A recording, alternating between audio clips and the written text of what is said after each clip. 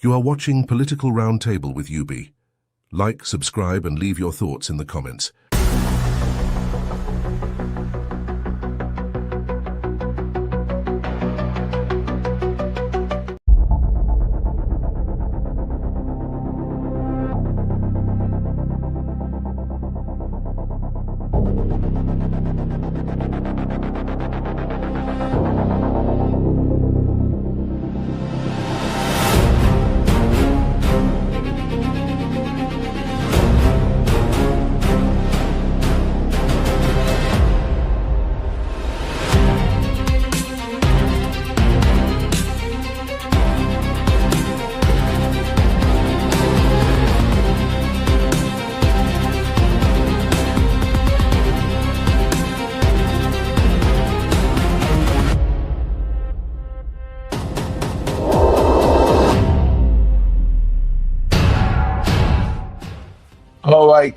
All right. Welcome, everybody. Today is the 26th of December 2025, and this is Political Roundtable with UB.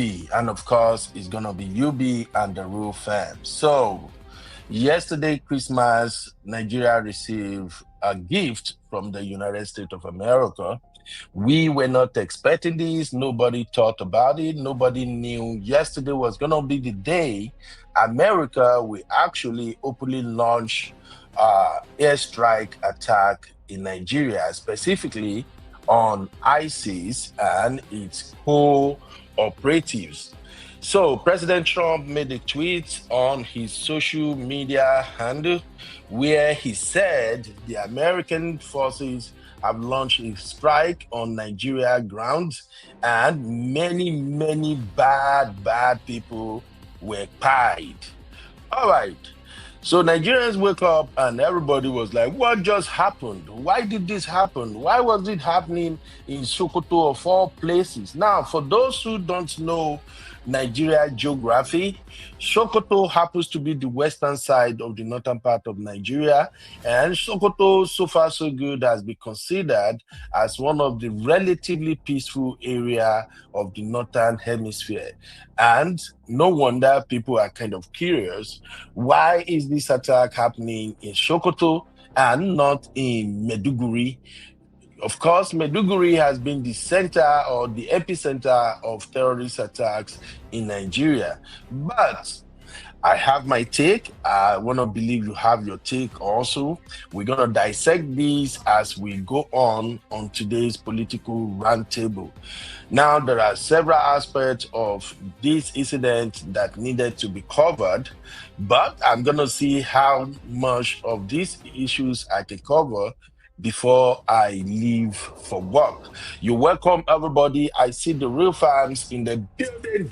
I see my Fadi, my Wahala, our wife Sisi is in the building. I see my lovely sister, Diaspora Diva, the one and only Didi. And of course, Uncle Dio is in the building. You are all welcome. That mom of five, Auntie Grace, welcome, everybody. Now, this is a very sensitive issue, and I think we have to take our time to actually look at what is in it for us, and rather than us trying to be sentimental, I just want us to focus on what really matters. Now, if you look at our headline on today's political roundtable, it says U.S. airstrike in Nigeria. Gumi wants the U.S. out of Nigeria. Now, this Gumi of a man, Sheikh Gumi, has been a pain in the butt of Nigerian government for a long time. I know the question on your mind right now is, who is he? Why is it that this man does speak? Well, if you know much about jihadists, they usually have one person that acts as their spokesperson. But in the case of Gumi, oh my lord, Gumi is more or less like sitting on the fence. One time Gumi will be speaking like he actually felt sorry for what is happening in Nigeria. At another time, Gumi will be speaking in favor of the terrorists. So who exactly is Gumi and what are his motives? We're going to explore all of that on today's show. But first, let me start today's show by bringing in what's trending from Arise News. If you are very well familiar with Arise News, you know they break it down every day. So thank you. Help me hit the like. I am not streaming on vertical, so I expected everybody to be here. And the only way they can be here is if we hit the like as soon as possible. Now, I have two videos after Oji's what's trending. I'm going to play another video where a man from the northern part who goes by the name, is it Alagi Jega or something, was interviewed on Arise News. And he made some comment that makes me laugh. And we will dive into all of that after this video. Let's go, guys. Begin what's trending today. With the nation reacting to the multiple surprise Christmas Day strikes launched in what has been described as a joint operation between the United States and Nigeria against the Islamic State in the northwestern state of Sokoto. The attack was announced in a series of messages, statements, and videos released overnight from both governments on Thursday, which began with a post from U.S. President Donald Trump on his Truth Social profile, in which he stated that the attack came at his direction as Commander-in-Chief. And I'll read Trump's statement. He wrote, "Tonight, at my direction as Commander-in-Chief, the United States launched a powerful and deadly strike against ISIS terrorist scum in northwest Nigeria, who have been targeting and viciously killing primarily innocent Christians at levels not seen for many years and even centuries. I have previously warned these terrorists that if they did not stop the slaughtering of Christians, there would be hell to pay. And tonight, there was. The Department of War executed numerous perfect strikes, as only the United States is capable of doing. Under my leadership, our country will not allow radical Islamic terrorists to prosper. May God bless our military. And Merry Christmas to all, including the dead terrorists, of which there will be many more if their slaughter of Christians continue." And this was a very powerful message from Donald Trump yesterday. We were all sleeping when this message came out. Well, here is a footage from the operation showing what officials describe as a divisive strike against the terror group on Christmas night.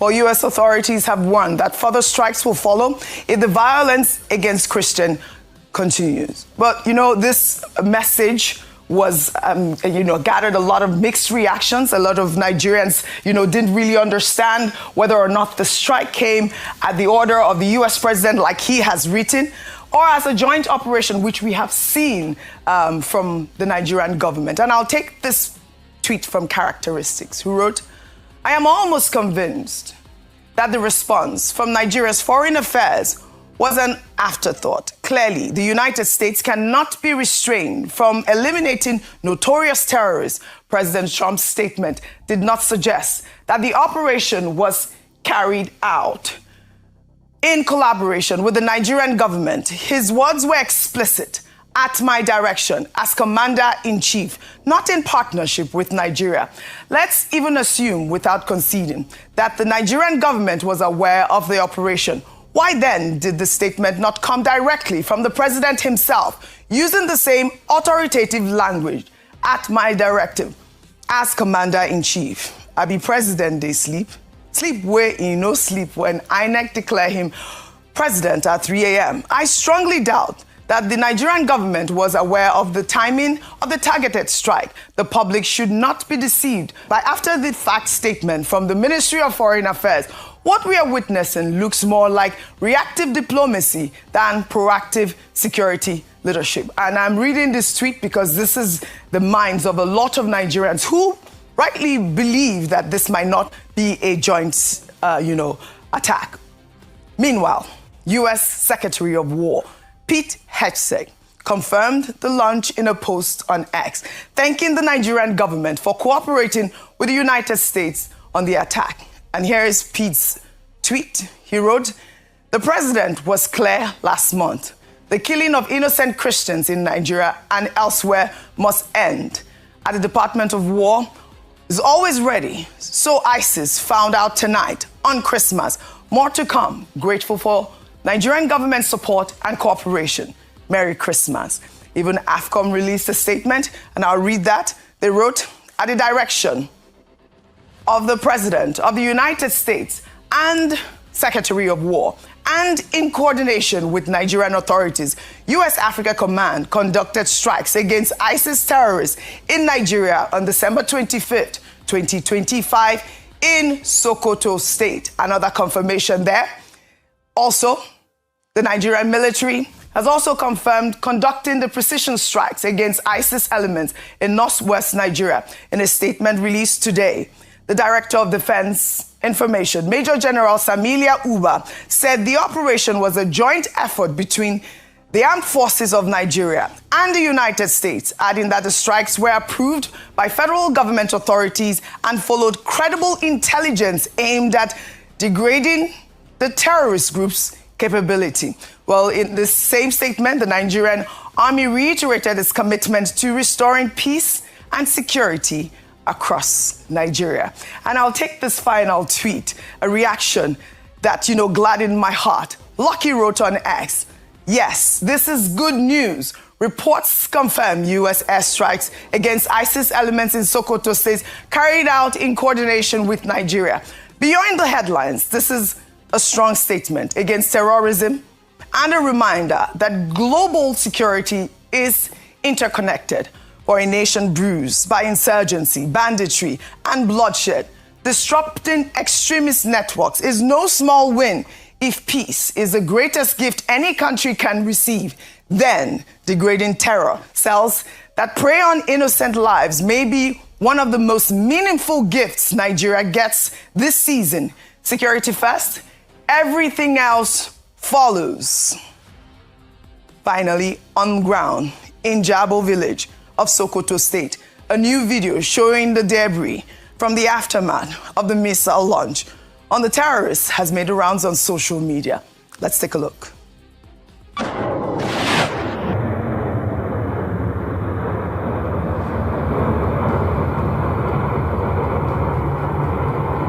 You just want to if there is something you don't like, please wait,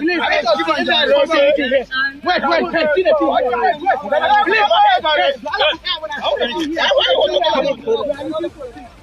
Gani, that's the actual thing that is happening in Jabo town now. And so we're gonna bomb go into Nigeria, the house. All right, that's a reaction on ground. The villagers have said that there was no casualty in this incident. However, this video highlights the human impact of these attacks and how ordinary citizens often have to deal with the consequences of the aftermath. And I'll take one final post on X. This person wrote, "Why bomb northwest Nigeria on Christmas, claiming to protect Christians, when experts say most killings there are from bandits fighting over land and resources, killing way more Muslims?" And that's another rhetoric that we have to deal with this whole intervention. Very important for information management and ensuring that only the fact is what is being, shared at this point in time, because we've seen a number of responses to these attacks. The first thing is that the first fact on ground is that it was a joint operation. Yes, you might criticize or not like the way in which the information was shared or the timing or who shared the information first, as I've just seen the PDP statement on these attacks, whereby there is, I thought it was quite good to say that when it comes to joint operations like this, Nigeria ought to take the lead, or at least share that responsibility to ensure that we're not hearing about what's happening on our own soil by a foreign party, even if it's the United States of America. So you can take that feedback away. But consistently, whether it's from the military, Director of Defense Information, or from the Ministry of Foreign Affairs, it is clear that Nigeria worked with the United States by providing credible intelligence and by approving the airstrikes before it happened. That's a statement on ground. That's what happened. It's important to put that out there. Now, I think it's also very dangerous to try to put a slant to it, so that, it's Christian, there's terrorism. And when we talk about terrorism, it makes sense, or the sensible thing to note is that it's not only where they operate that their cells are located. You can operate in the northeast and have cells in the northwest. And what we had said was that this was done after weeks of intelligence gathering, and so a response was done with regards to the first airstrikes. It has been said that this is the first, but potentially the first of a number of airstrikes if we do have issues around this instance. So I think it's important to put those facts out there. Another thing to mention that's important is that when we talk about the region most affected by terrorism and acts of terrorism, it's the northern region. And so the most important things on the mind of the people should be this: how does this affect us? Would this be finally a light at the end of this long tunnel of insecurity that we have had to endure for at least 15 years? And if that is the case, then all hands should be on deck to support the efforts of the Nigerian government to finally decimate the terrorists. The only other thing to then talk about is the number of casualties in terms of collateral damage. Yes, this is a thing because in the past we've seen where Nigerian Air Force strikes themselves, whether in Zamfara earlier this year or last year in the same Sokoto on Christmas Day, had in a few some civilian casualties. Every single Nigerian life matters. So what they're saying is that the reason why they keep using the word precision is that it was precise to attack the terrorists themselves with as minimum as possible, civilian collateral damage. This is the fact on ground currently. The most important thing, Oji, is that finally we see a seriousness and a deliberateness to destroy and decimate terrorism and terrorists in Nigeria. Right. That is what the Nigerian people should be celebrating this morning. I'm also getting reports from, Bayo Ononuga, he reposted the Foreign Ministry's statement about the joint efforts, but I think that he alluded to the fact that the attack also occurred in Zamfara State, Rufai. I don't believe I greeted you all this morning. Good morning to both of you. Business. Yes, we're here to work. How are you this morning? Rufai on fire. So he alluded to the fact that it also happened in Zamfara State, in Sokoto State. And see, the attack has just even sent shockwaves everywhere around the northern part of the country this morning. Let's not deny that fact. What do we want? We want an end to terrorism, right? So why are we complaining about the first step? Because this is decisive. I mean, for the very first time, we talked about the fact that America didn't give us weapons due to the Leahy laws. Anyway, they sold Super Tucanos to us once Trump came in the first time. We talked about the fact that we might not have capacity to be able to fight these stringent constitutions. For the use of the Super Tucano. Okay, but it was during Buhari's time that Super Tucano finally came in. Yeah, but the process has started. Government got so Buhari finally got that initial process. Secondly, we talk about the fact that we can't do this alone, that we need expertise from America, isn't it? Didn't we all argue across board that we need expertise? In fact, we also argued about boots on the ground, because I'm just trying to chronicle the conversation we had leading up to this. That's okay, maybe America can put boots on the ground and everything.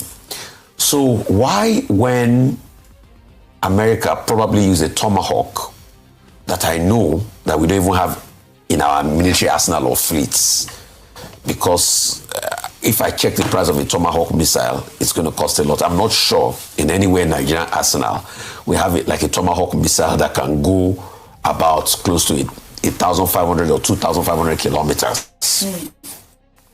We use a long precision strike missile. It got in there. We had an attack.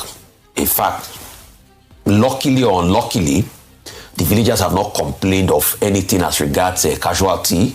In fact, you can see the villagers hovering around there. It's just for us to be able to get a recce. Then why after that, we are now hearing narrative by some people that, hey, why must it be America? Secondly, some people are even trying to tell us to our face without providing facts that, Nigeria didn't do anything with America. It's America alone that did it. Well, that was how Trump posted. He acted like it was just at his command, as commander-in-chief. At least. I mean, I thought that was, we have seen Trump style. You know, it's braggadocious. Yes. But we have seen from our own authorities that it was a collaborative effort. And you need intelligence here. And I've also pointed the fact that it's not today that we've had that level of intelligence. Yeah. Thirdly, then you now start to hear narrative about religious dynamics. All of a sudden, we all remember that. We all agreed, leading up to this time, that America should help pursue. Then the likes of Sheikh Gumi now said, I don't mind terrorists being killed, but as long as it's on holy hands like America, I have a problem with it. But the same Sheikh Gumi that doesn't mind on holy hands like America supplying aids through USAID that they used to feed poor children in the same northern part of the country. He doesn't mind the aid though.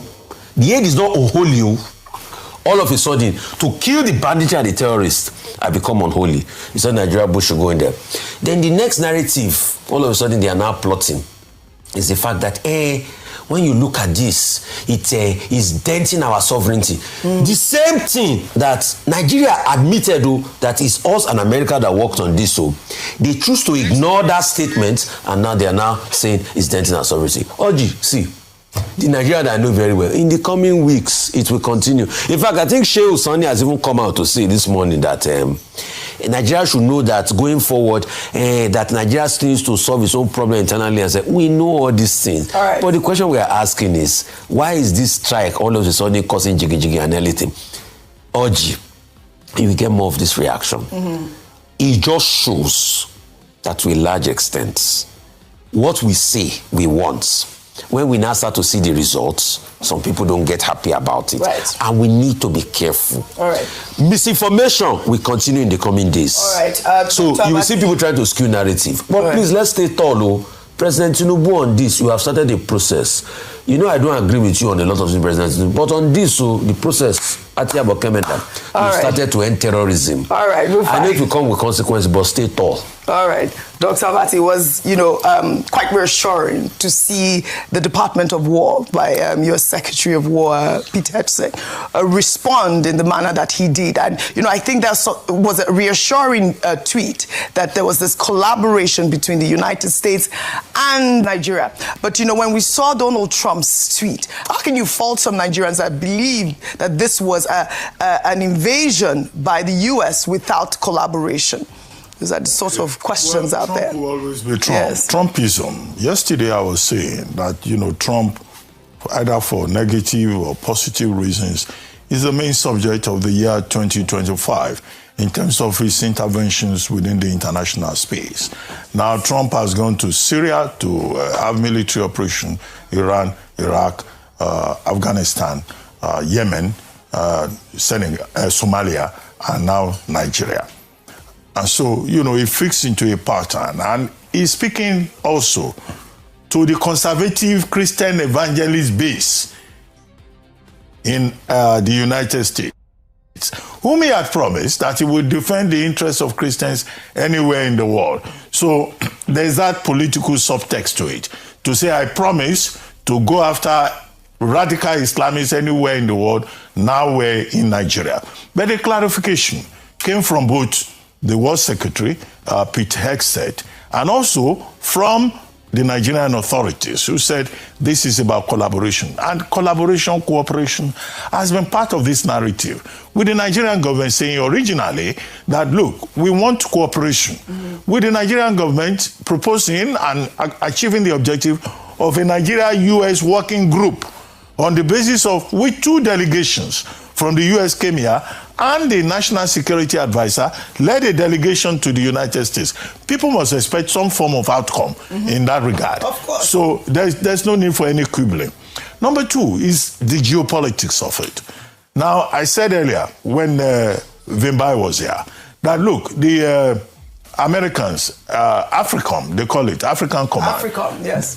Their biggest operation is in Djibouti. But they maintain training, patrolling operations in cooperation with other countries within the West African region. Cameroon, Ghana, Nigeria, and another country. Is it Guinea also? No, I forget the next country. So this operation was from the Gulf of Guinea, from USS Polygnesius. That was where they fired the Tomahawk missile from. And that means that, there is American presence within the Gulf of Guinea. And the geopolitics of it is that it may be Nigeria today, it may be another country tomorrow.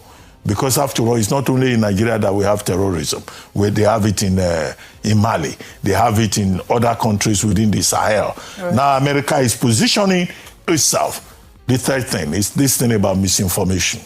There's a lot of work for the Ministry of Information of Nigeria to do. Absolutely. A lot of work for the Defense, Directorate of Defense in the Defense Headquarters to take on these narratives that are coming up from people who are being mischievous, from people who are being deliberately ignorant, from people who are trying to politicize this. Global terrorism, the main issue is about cooperation.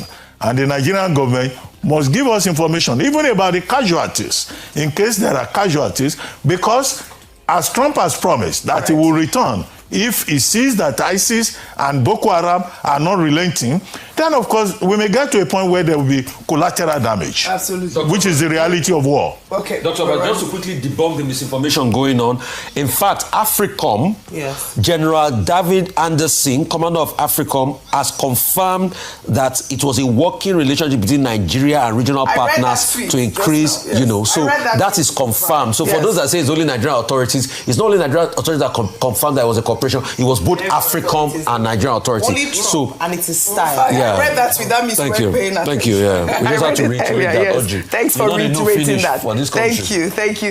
Thank you. I'm glad. And, like I said about the other tweet, this is absolute good news. Now to Abuja, where dozens of people from the African Democratic Congress took to the streets.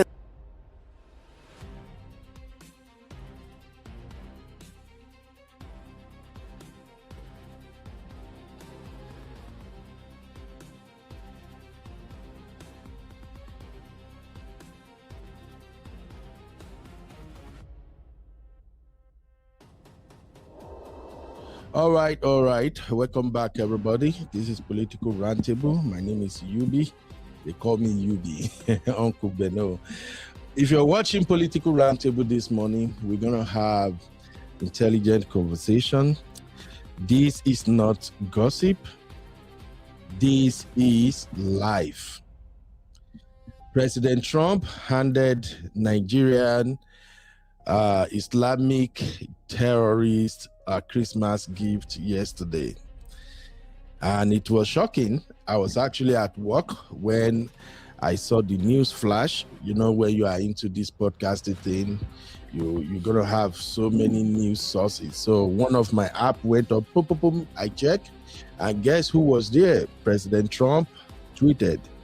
He said, "We have just bombed ISIL in Nigeria." And I'm like, what? Then I read the full script, and he specifically stated the operation was carried out in the northwestern part of Nigeria. To be specific, it took place in Sokoto. So just like everyone else, my first reaction was, why Sokoto? Then I remember, Sokoto is actually the heaven of these folks that are perpetrating this nonsense in Nigeria. I know you are probably wondering, Ben, where are you going with these rhetorics? Let me explain. On one of our political roundtable, where we were discussing President Trump intervention in Nigeria, I remember I stated categorically that the vast majority of these so-called bandits and Islamic jihadists, they are actually Nigerians. Yes, there could be one or two international member or groups who are also getting involved in perpetrating this atrocity in Nigeria, but my instinct tells me about 80 to 90% of these folks are Nigerians. So if they are Nigerians, then what does that mean? What does it imply? It simply means that these are fathers, sons, husbands of Nigerians. This means some Nigerians decided to become bandits and the T-boys. Because of YouTube, I don't want to call it fully. The T-boys, anytime you hear me say T-boys, that means terrorists. So if we all agree that the vast majority of these perpetrators are Nigerians of northern extract, that therefore means that they have a home. I do not believe these guys live their lives 365 days a year in the forest. Conducting attack and operation to these folks is like a job. And after a couple of successful operations, they have to go back to their families and live like normal human beings, normal Nigerians. And where do you think they live? Of course, they're not going to live in the epicenter of where they carried out their attacks. They are going to live in the cities, in the peaceful areas, just like ordinary individuals. You know, this is political roundtable. You are free to disagree with me, but this is just my own point of view. Because when Donald Trump said they carried out that attack in Sokoto, I know many people are still asking. If you watch Nigerian media this morning, you're going to see many analysts, they are still going off saying, why Sokoto, why Sokoto, why Sokoto, why not Maiduguri, why not Benue, Bonu, Maiduguri, that is where they are, that is where our swap is. Trump should have gone there. But nope, Trump decided to smash in the heart of Sokoto, not in the state, but the area where they actually build palaces, where they relax and chill out. That's where President Trump strike. Now, I also want to say this up front. I am not an American soldier.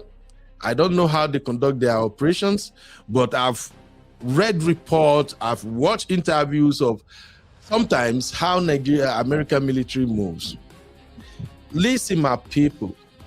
When America goes to war with any nation, with any group of terrorists, America don't defend.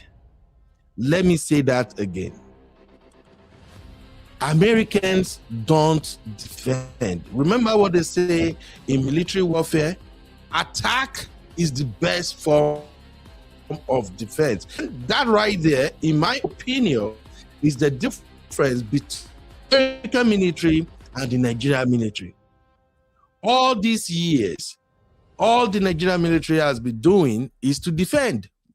That is why you hear reports like, oh, when Boko Haram, when they attack a school, when they kidnap some girls, there were some soldiers there. The soldiers were there before the attack. The soldiers were withdrawn. What do you think is going on? The soldiers are there to defend, to protect, not to attack the T-boys.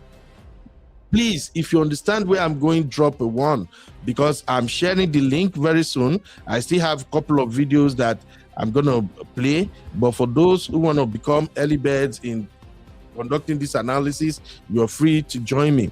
So if you understand what I'm saying, please drop 1. America don't defend. Nigerian military has been defending all these years. That is why the Nigerian military appears to be weak. And to drive that point home, let me say this. When President Tinubu removed the former Minister of Defense and appointed General Musa, what happened?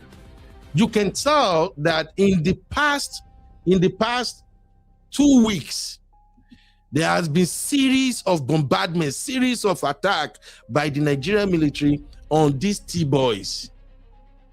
Meaning, as soon as General Musa became the defense minister, he changed the approach to these attacks. rather than positioning the Nigerian military to say, okay, go and wait, just defend here, stay here, hold on, let's see if Boko Haram will show up and all of that crap. Musa said, hell no. You're gonna go into the bush, you're gonna go to their hideout, you are going to bomb them. And we've seen the Nigerian Air Force, they've done a great job. We've seen some videos of them attacking the B-boys, right? So I'm just driving this home for you to know that Americans don't defend, they attack. And when America wants to attack, America has a simple strategy, which we have all known. If you listen to folk tales growing up, you would have heard a saying that the best way to kill a snake is to chop off the head. I don't know if you heard that before. It's a common saying while growing up. The best way to kill a snake is to chop off the head. Even right now, maybe you were taking a walk in a bush path or something and snakes try to attack you. If you grab a stick and you are just hitting on the snake from the tail, bro, that is gonna turn around and strike you. But as soon as you target the head and you smack it, sooner or later, the entire body will be rendered useless. So I say that to say that why American attack Sokoto, because I know there's going to be a lot of shows, a lot of conversation around this subject. The reason America attacks Sokoto is because they are going for the head. And I also wanted to say this, that what happened yesterday, Christmas Day, from the American military is just a warning shot. Oh, Nigeria, I never see anything, no. What we got yesterday is just a warning shot. And guess what? The American military did all of that without putting boots on the ground. In fact, you heard from Rufai Hosseini, and if you do your research, you're going to find out that they actually launched that attack from the coast of Guinea. Not even closer to Nigeria. Put all of this together, it simply means America can get to you no matter where you are. Remember, the American intelligence military community, they have been furnishing the Nigerian military with information about the movement of these Boko boys for a very long time. Meaning America already know where they are. And then if you add this to the narrative we've heard from the Nigerian government, from all your politicians over and over again, you know there was a time they kept saying, oh, we know where they are. We know where these Boko Haram boys are. We know that. But MF, what stopped you guys from going there if you know where they are? So, Americans know where they are and they know where they strike.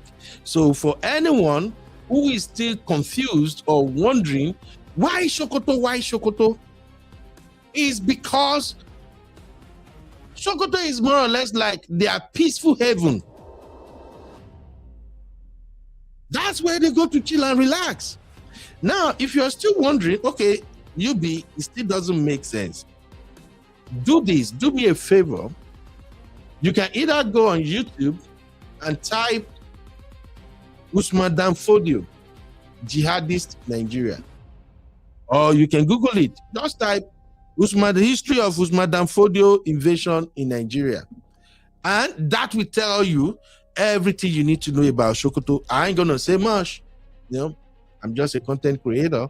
But my job is to bring my own perspective so that can help other people to also bring their own angle into this conversation. I'm just saying all of this for you to know that America did not just hit Sokoto randomly. The American military is more or less sending a message to the heads of these Boko boys that, look, we don't have time with all this riffraff you got all over the bush killing Christians. Rather, we're going to come for your ass. That's a clear message right there. And remember, I've said this on multiple occasions, my uncle don't play. I tell you, uncle don't know. My Uncle Trump don't play. Look, this is a Republican president. This is a president that has never been to war. This is a president that have never enlisted in the military. This is a president who is a marketer, is a salesperson. And this is a president who is result-oriented and at the same time who loves to brag about his achievement. If those folks running their mouth in Nigeria, if they don't take their time, Trump no send una papa. He will turn your state to rumble. And I'm saying this because of my love for Nigeria. Trump don't play. Trump is a Republican president. He's a talk and do president. If he say, I'm coming for you, he's coming for you. And he will take the glory. You've seen it already now? Because another conversation we got going on is this morning, most of the Nigerian analysts that I listen to, they are all concerned about, oh, did America just do this alone? There are Nigerians involved. How did this happen? Did they notify Nigerians? Yeah, yeah, yeah, yeah, yeah, yeah, yeah. Ladies and gentlemen, this was not done in isolation. Last week is because we were covering this with a pastor. That's why I was unable to do some political roundtable. I would have furnished you with some of the things that were going on in Nigeria. All through last week, the American military and the Nigerian military, they were strategizing together. This is a collaborative effort. However, the Nigerian military, according to the news, are only aware of that strike just 19 minutes to the strike. They only informed the Nigerian military authority that, hey, we're carrying out an operation tonight, and we just want you to know. They were not even informed of where exactly they were going to strike. And if you ask me, that is the best move. Because with what we got going on in Nigeria with these B-boys, you don't want to tell anybody how you want to attack these folks. Because that is how they've been able to corner Nigerian military forces all these years. Remember the general that they unalived last month, General Uba? Even while the general was escaping, tried to get himself to safety, going to the location where they're going to pick him up, he sent a WhatsApp message to the command. And guess you what? That message was, according to what we heard in the news, what the Boko boys used to trap him where he was hiding. So, if for those who want to argue about, did America tell them, they don't tell them, America won't tell you shit. And I don't even want America to tell them nada. Enough is enough. So, those are my take. I'm going to move on to a couple of videos, but I have my co-host in the building, Uncle Dayo in the building. Uncle Dayo, how are you doing today, sir? Happy Boxing Day, Uncle Beno. I'm doing great. Thank you so much. Thank you for having me. It's good to be here once again. Yes, today is Boxing Day. I was going to come here today to box my sisters. The show we did, is it yesterday? I was coming to fight the sisters today, that they were the one who actually lured Pastor Chris into this array of sleeping with women up and down. But since President Trump decided to give us the beautiful gift yesterday, I think it's better we educate our community and at least hear from our community what they thought about this attack. Now, Uncle D, you are in Nigeria. Shout out to you, Sister Chie. Shout out to everybody. Merry Christmas and Happy New Year in advance. I see a lot of our people are in the building already. Comfort and Agri, I see you. Hey, it's Vicky Space, my lovely sister, you're welcome. And of course, my baby girl, Abby, in the building. That Mama 5, I see you too. Mama 5, you won't do politics. And I see you also, Sister Yvette. You're welcome, ma. You're welcome.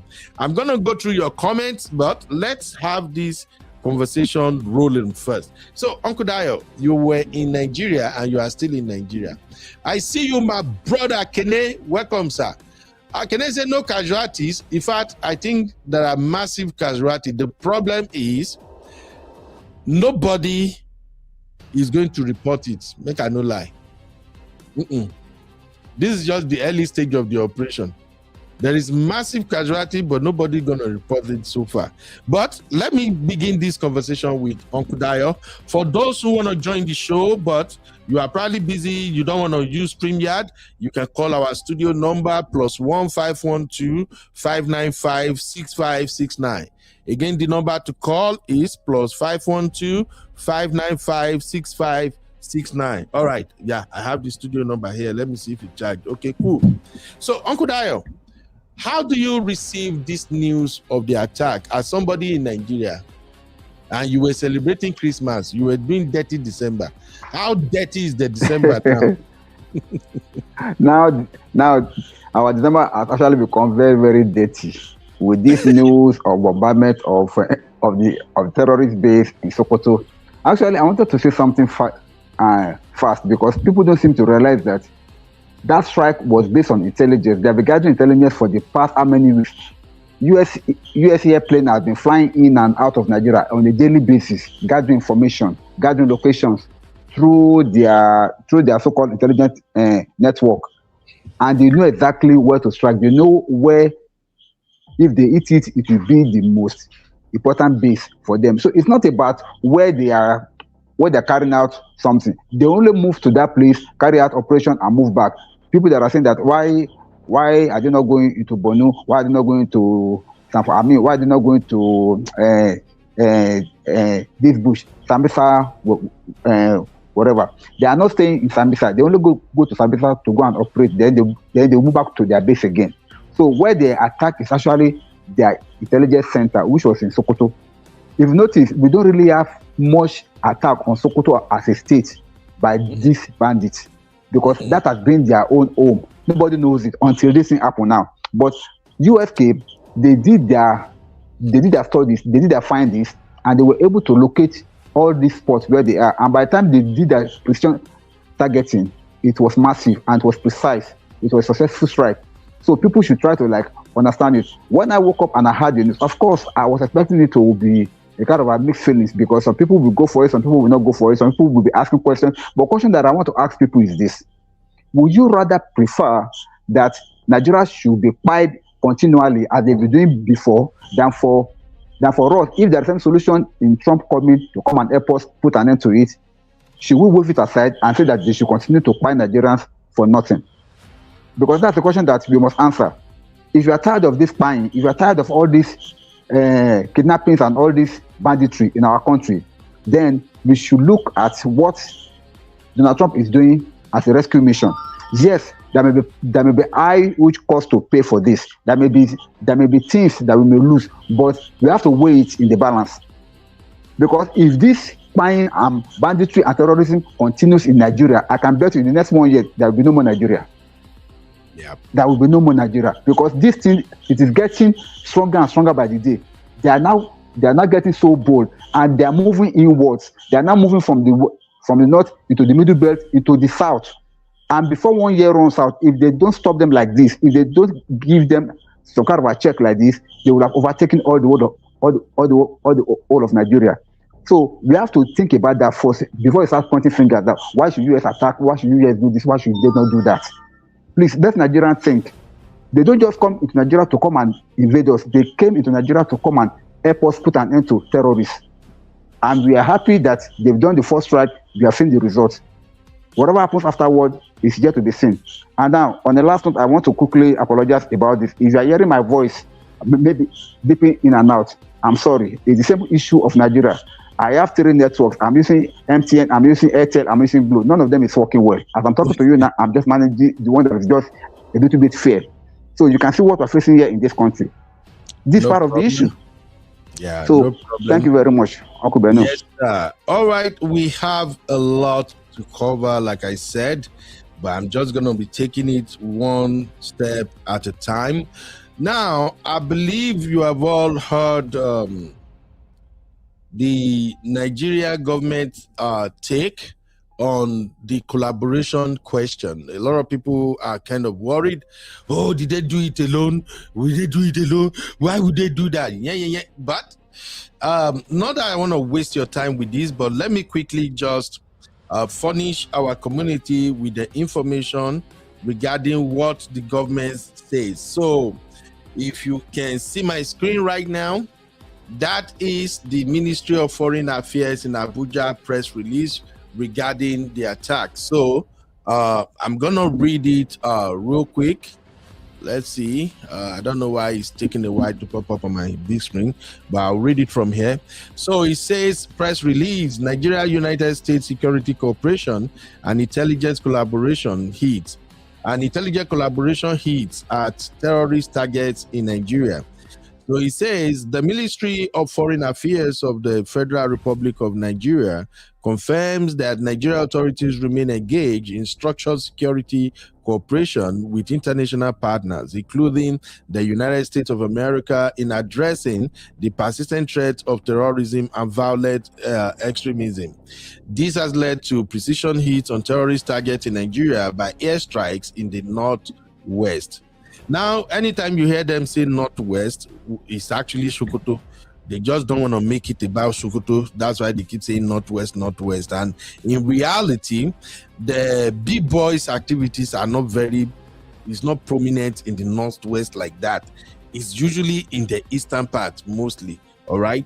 So they continue by saying, in line with established international practice and bilateral understandings, this cooperation includes the exchange of intelligence, strategic coordination, and other forms of support consistent with international law, mutual respect for sovereignty, and shared commitment to regional and global security.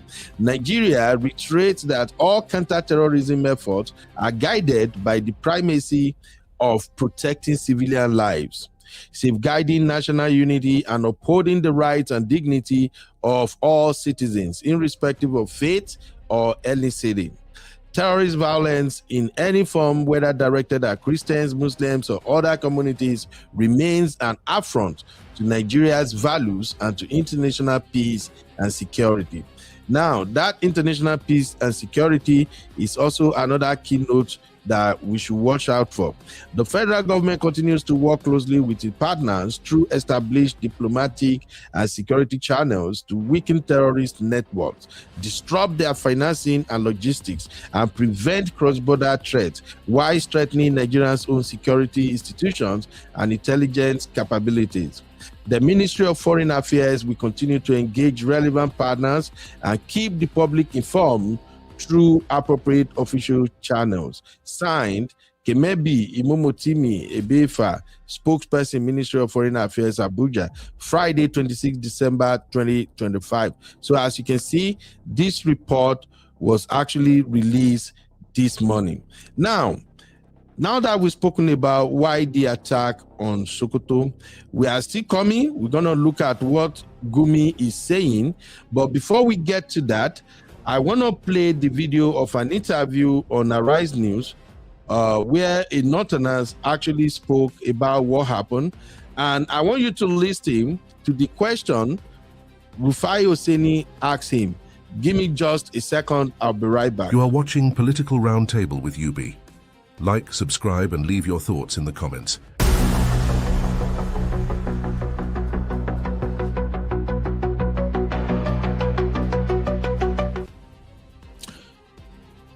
All right.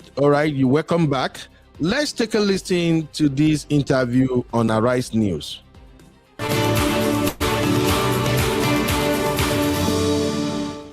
Joining us now on this show to discuss the U.S. military strike against ISIS targets in northwest Nigeria is Mahmoud Jega, Arise News analyst. Good morning, Mahmoud Jega, and Merry Christmas to you, and a Happy New Year in advance. Good morning. Thank you very much.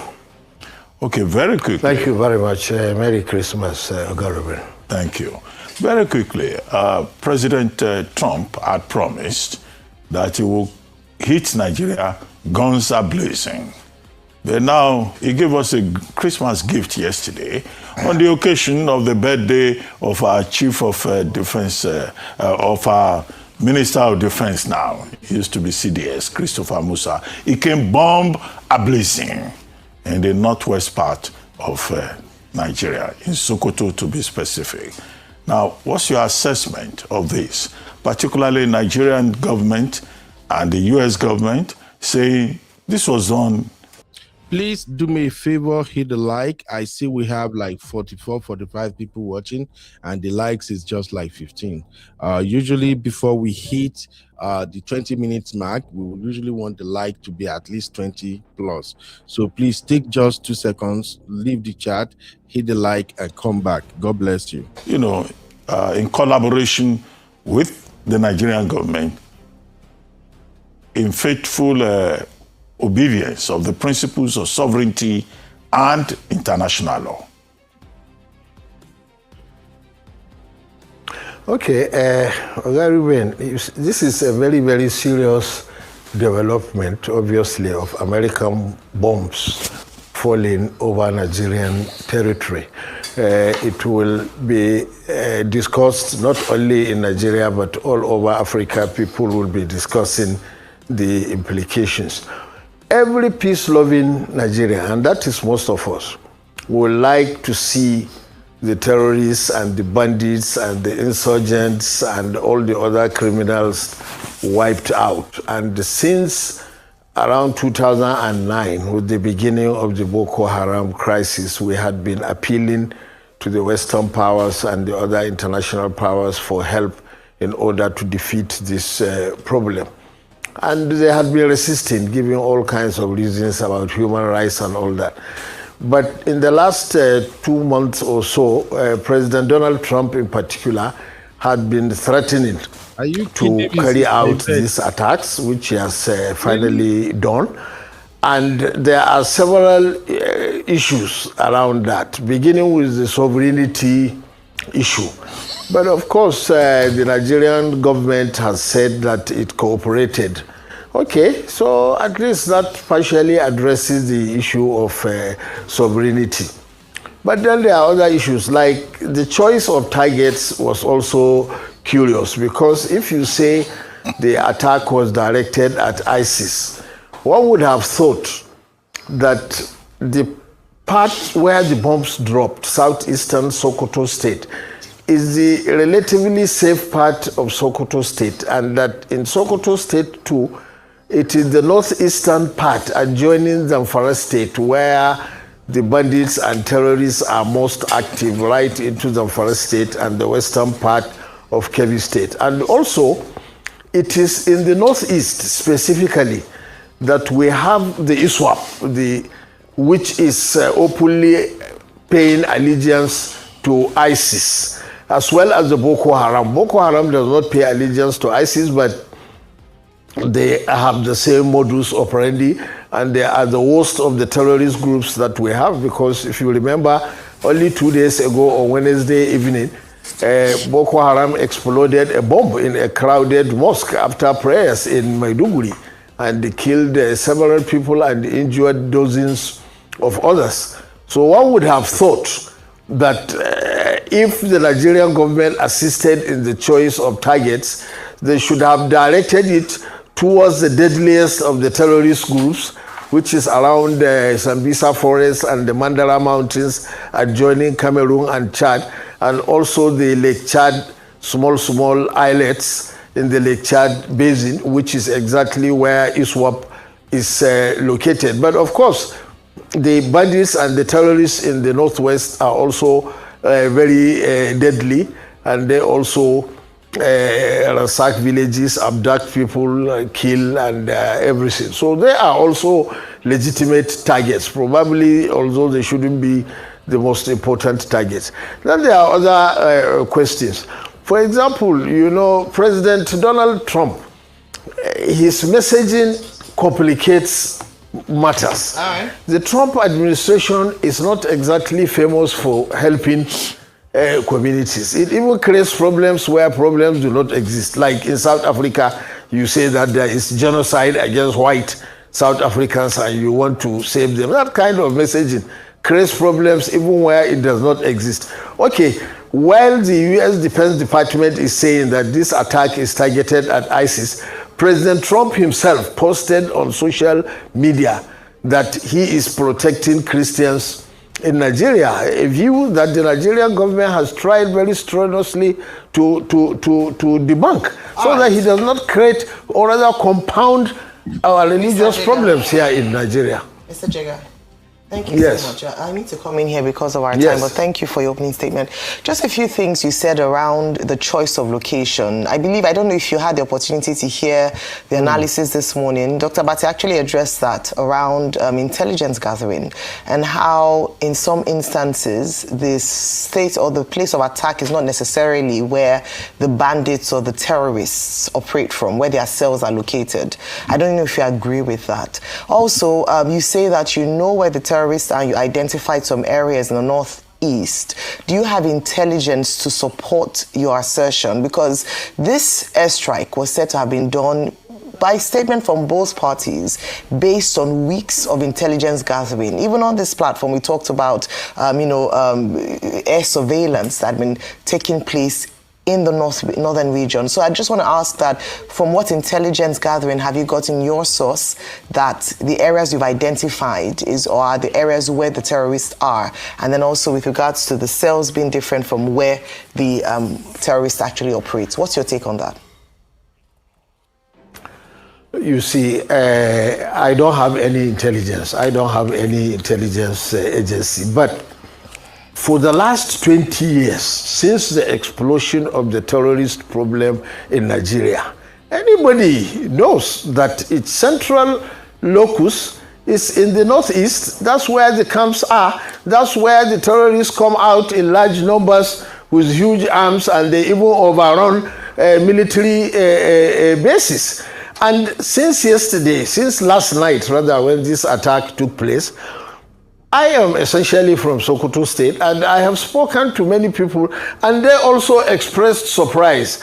The people in that locality, in Shagari local government, when they had explosions, they even thought it was a comet or some other extraterrestrial matter that fell, because as far as they are concerned, their area is relatively safe. But of course, as you said, the intelligence people may have better information. However, as far as we can see, the biggest terrorist camps are around Lake Chad and the Mandara Mountains and in the northeast. And that one is not speculation, because in the last 20 years, we have seen how they launch major attacks, even overrun military bases and confiscate arms. And even 2 days ago, they carried out a terrible terrorist outrage in a mosque in Maiduguri. So it is not speculation if we say this is the area that we think.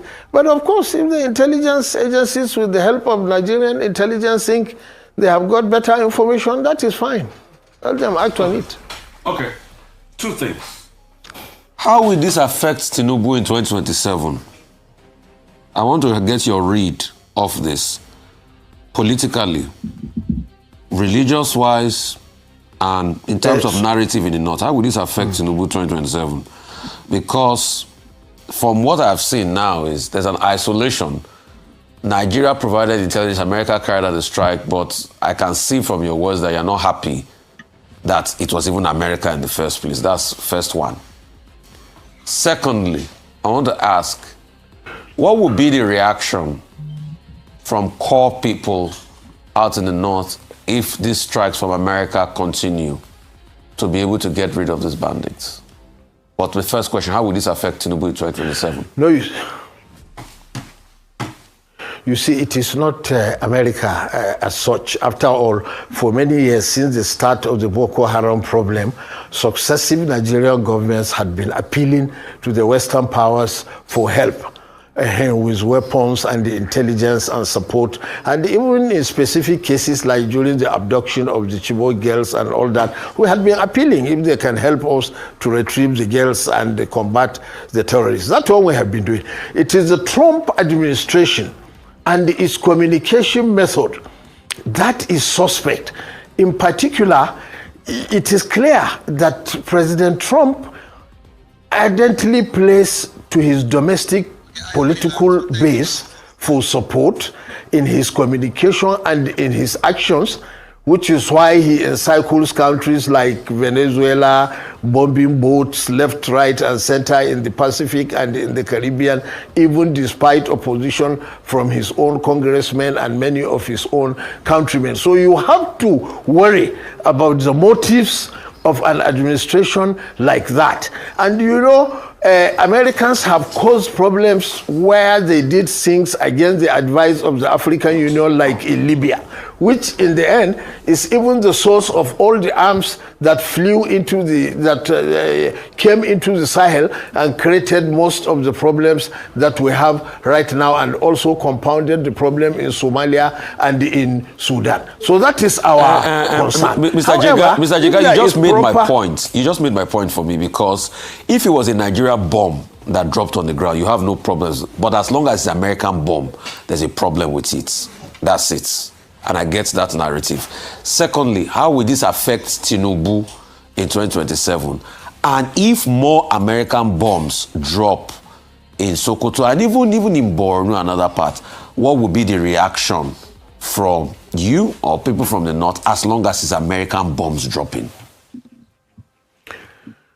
No, I don't think many people will blame the Tinubu administration for what is happening now, because President Donald Trump, when he first made the threats, it was clearly not in coordination with the Tinubu administration or the government of Nigeria, because the Nigerian presidency immediately pushed back and said, your understanding of the situation is not correct, that it is true we have a terrorism and banditry problem and serious insecurity problem in Nigeria, but it is not an interreligious war or a genocide against one religious community as you are pushing. So the Tinubu administration did very well in pushing back on the misguided narrative by the Trump administration. And then they sent all these delegations to the US to negotiate. Of course, those are confidential conversations.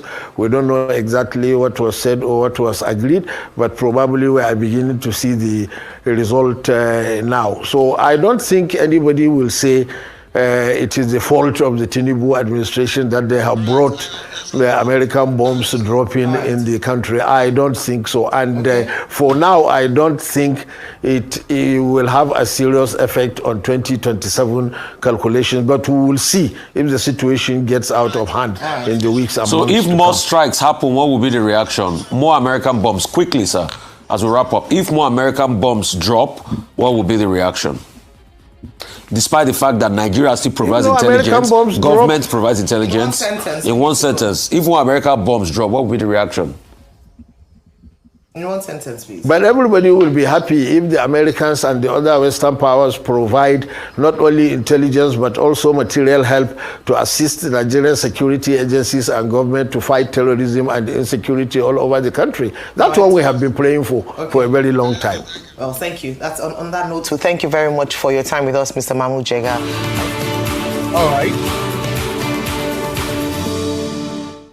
All right. So I see, even though that video is short, they touch on a couple of serious matters, and I see the comment. I see Sister Rose was kind of agreeing with the analyst. Even Uncle Dayo agree with the analyst. Uncle Dayo, you want to emphasize what you and Sister Rose are agreeing to before I can drop my own take? Yes, sir. I quickly want to say something. What the man said, actually, that I agree with Sister Rose upon, was that the man said that, of course, everything that is happening like this now, what Trump has done to bomb the terrorists may actually create some other issues for us in the country, which of course is the truth. It's the truth. No doubt about that. But it's something that could be managed.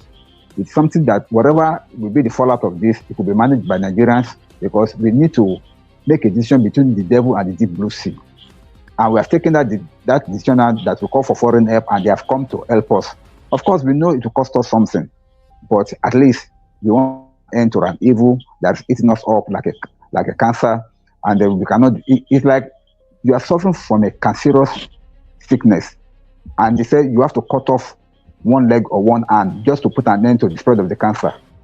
Won't you do it? You are giving away one hand to be able to cure and save your life. So that is what Nigeria is facing now.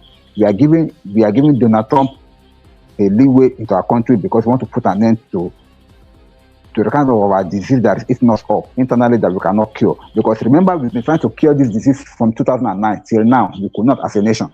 So eventually now, help has come. And it's not because we could not, but it is because of corruption and the rottenness in our system that has caused this. But now that we have help now, at least when I was watching how our Air Force were striking those bases in Zamfara in the last couple of weeks and striking so many other targets, that even the terrorists now came out to come and be begging that they wanted to dialogue. I was so happy. So our Air Force can really do this. And we have been having a lot of people, Minister of Defense, that did not do anything until this man came up and changed the strategy to take the battle to the bandits. Now they are not begging to come out to come and have negotiation.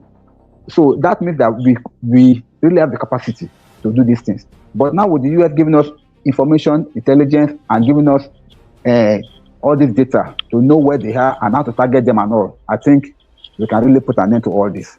Thank you. All right. Thank you, ladies and gentlemen. Let me see if I can read a few comments here before we go to the final segment of today's show. Let me go all the way back a little bit. Okay. Sister Yvette said, Uncle Beno, Trump expect those votes from Nigerian Americans. So in next year, in the midterms and more, the pastors have promised him the votes from their congregations. All right, let's see how that goes. And then let me go a little bit back. Sister Kinye said, you have a great point. Since Nigerian government have refused to do the needful. Absolutely.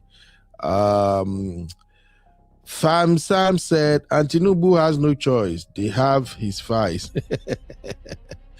Hey, Sister Oyin, how you doing today, my sister? So Oyin said, my issue is also the bandits. That also key. All right.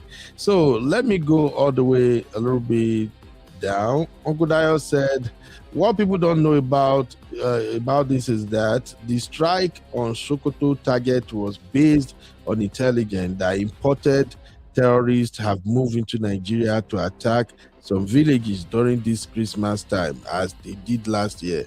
All right. I kind of agree with that.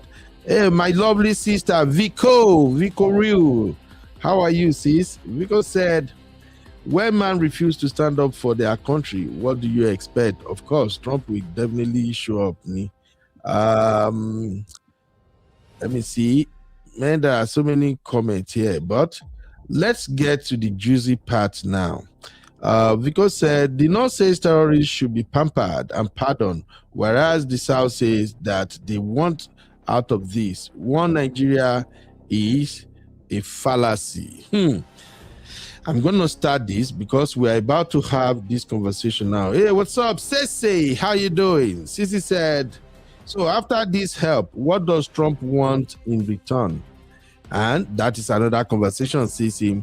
If you ask me, I think what Trump wants in return is what all Americans want in return. I said this in the backstage. Part of the reason America is intervening in this situation is because of the Sahel, is because of Traore and the other guys. That's just my own instinct. I don't think America, as the world leader, can stand by and see Traore form alliance with Russia and then followed by the other two guys. No, America don't like that. And if this continues, I've told you guys that you should look at Nigeria map. When you look at Nigeria map, zoom out so you can see all the countries around Nigeria. To the east, you have Cameroon. At the top, on the eastern part, you have Chad. And then next to that, you have Niger. In case you don't know, Niger is even bigger than Nigeria, if you look at it on the map. Next to Niger, you have Mali. And then you have Burkina Faso. And to the south of Burkina Faso, you have Benin Republic. For those of you who really don't know why Tinubu rushed quick to go and intervene in what's going on in Benin, just look at the map, it will tell you the story. So, America coming to Nigeria, yes, they really want to at least save our Christians from the hands of these bandits. With no disrespect to my Muslim brothers and sisters, as a Christian, I'm not going to stay back and say, let's not talk so that Muslim will not vex. The primary target of all these big boys attack and bandits are Christians. So, you guys that you are big boy sympathizers, you are actually the one that is pushing President Trump. You are the one that offered President Trump the opportunity to come into Nigeria. America has never come into Nigeria to say we're going to stay or let's go and bomb one part of Nigeria or another part of Nigeria before. No. And America gave us as much support as they are giving every other country. In fact, they gave us more. But there is an international politics ongoing. World power.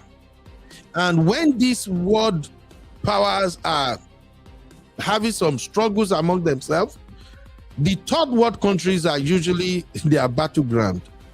So on the one hand, President Trump coming to Nigeria to save Christians, I welcome it. Enough is enough. I'm sick and tired of that rhetoric from some of our Muslim brothers in the north. Yes, not all. In fact, the number of Muslims that are doing all these nonsense killings, they are so small. We have a lot of Muslims who are peaceful people, loving people. But as soon as there is any reprisal attack on these folks, you're going to see some of these so-called peaceful Muslims that will still come online and start putting some narrative there. So I'm saying that to tell you that as a Christian, I see nothing wrong if I also defend my kind. So sorry. Pardon me on that. We do not want killings in our country, period.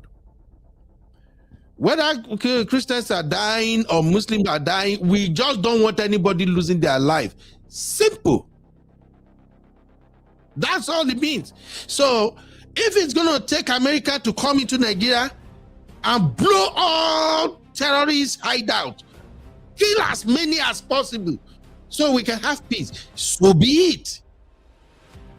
Now, having said that, I think President Trump and America coming to Nigeria, they just want their own share of the world power. The Americans seriously need a base. Nigeria is one of the most powerful countries in Africa. Our leaders, all these armed robber leaders, they are the ones who make us look so small and weak by looting and stealing our resources, enriching themselves and their families. Nigeria deserves to have a place at the table when it comes to international politics and decision making. But our politicians and all these religious bigots, they have reduced us to nothing, no respect. And that is why I keep on saying, for me, I'm in support of President Trump. Because so far, so good, President Trump has remained the only American president who don't play with words when it comes to talking about what we are dealing with in Nigeria. He remained the only president who doesn't grease the elbow of your so-called president who do nothing. President Trump has remained the only president that look at us and say, look, the way your country is being run, with all the nonsense your leaders and everything are doing, your country is an asshole. Let's call it what it is. And if you have been following President Trump, in fact, go all the way back to before he became president. In business, in everything, President Trump has always been a sharp talker. He doesn't know how to say, okay, filter your word. You can, for instance, somebody was on a live here in America, a well-known figure in Hollywood. He was on a live by his own son. While everybody was like, oh, yeah, right, yeah. They put camera on President Trump's face and they asked him, Mr. President, what would you say about Rob Rayner? And he says plainly, he doesn't like me. I think he's suffering from so and so.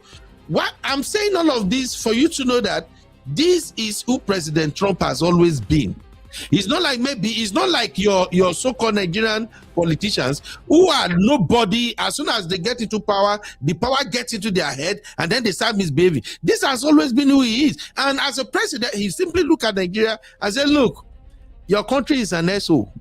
When he was going to declare Nigeria as a country of particular interest, he still said it. He said, that now disgraced country. Four words. That now disgraced country.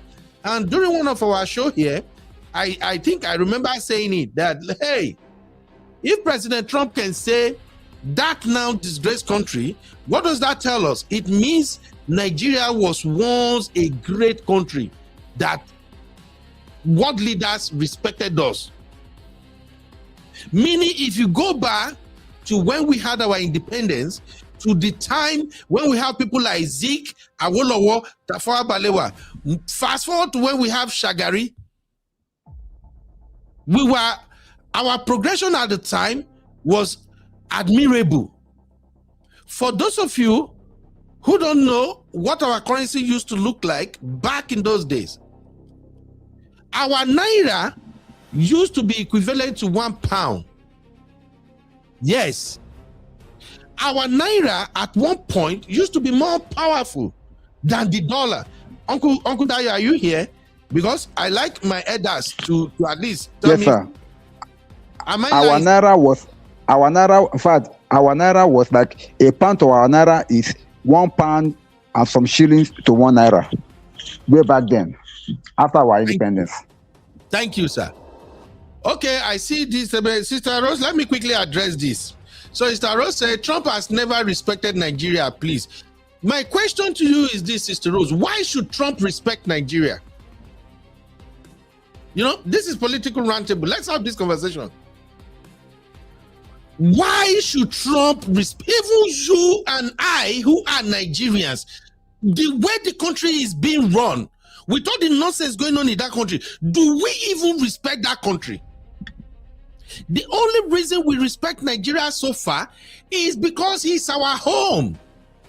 It's just out of patriotism. How many of us, right now, I set up Vertical. I see 337 people watching me on Vertical right now. And on the main show here, we have like, how many do we have on the main show? Let me see. We have like 54 people on the main show here. Tell me, if you are in Nigeria and you are watching me right now, please tell me, has Nigeria done something for you? Have you benefited from all the resources and all the noise we are making about our resources that you can proudly say, yes, I respect my country? No. We only respect Nigeria because of our heritage. So I disagree with that take, my sister. Trump have no reason to respect Nigeria, and that is okay. If we're talking about respecting Nigeria, sorry. Now I'm on a live show. I'll call you back.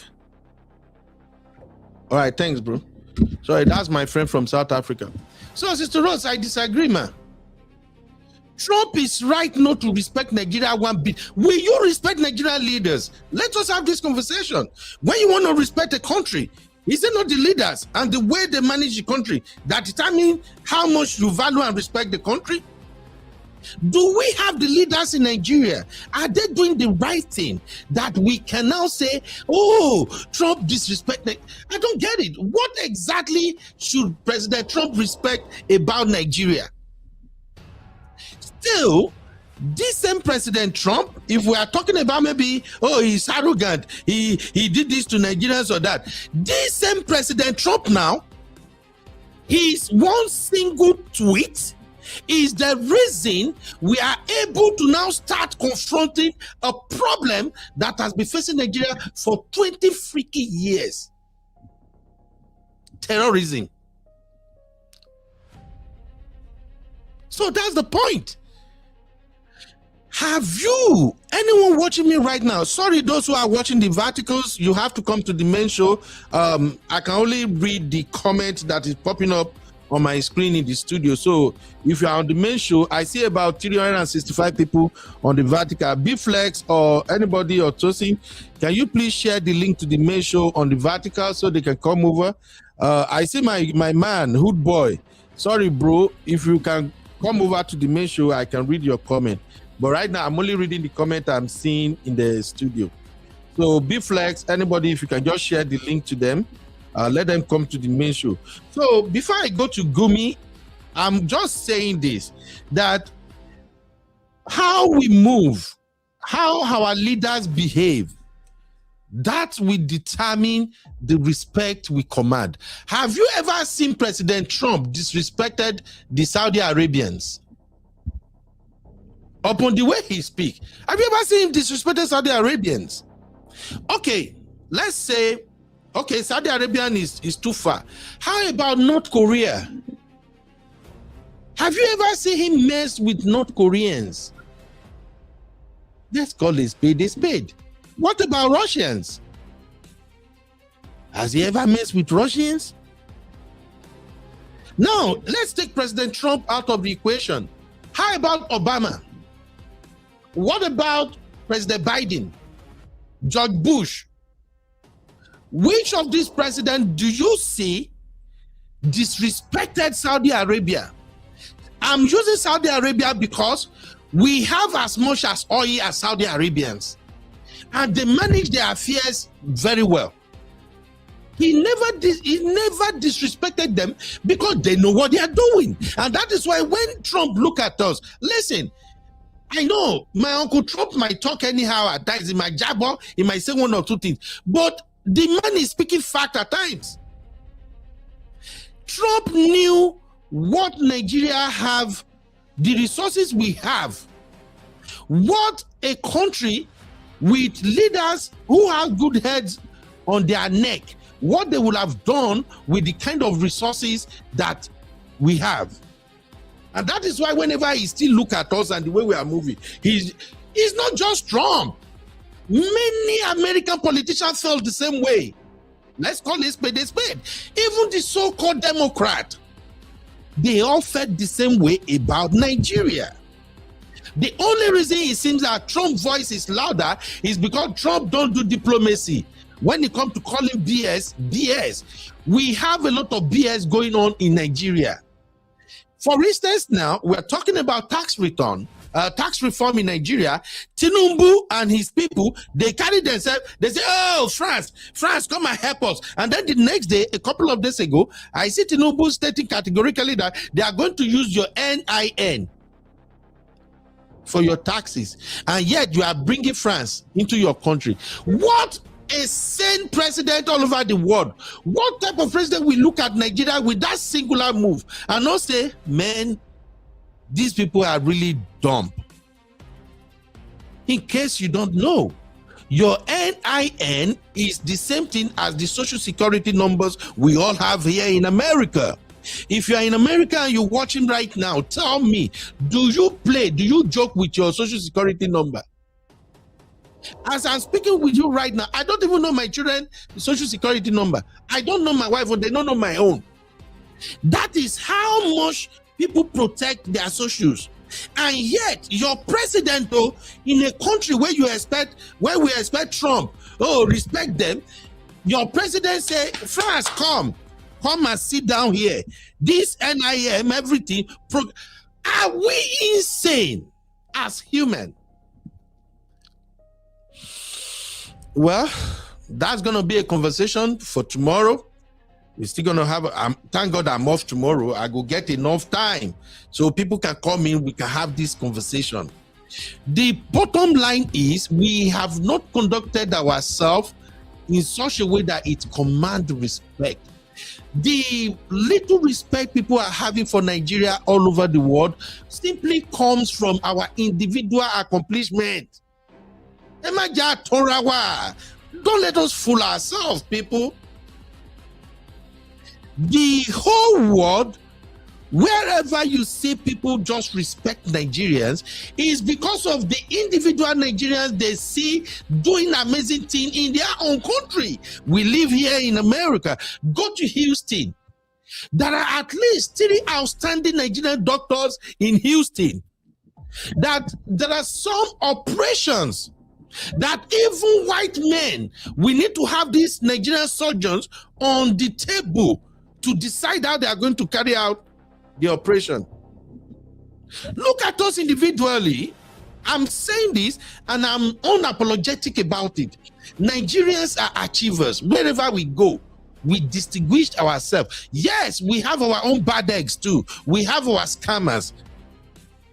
But the vast majority of us, we distinguish ourselves wherever we go. Nigerians are the type that they can easily come to your country with just one handbag. 5-10 years later, if they are going to move out of your country, they are loading trucks, containers to move out of your country. So the little outer of respect Nigeria is getting right now is coming from individual achievement, not from our politicians. So when we are talking diplomacy, when we are talking international politics, I do not see any reason why any world leader should respect Nigeria.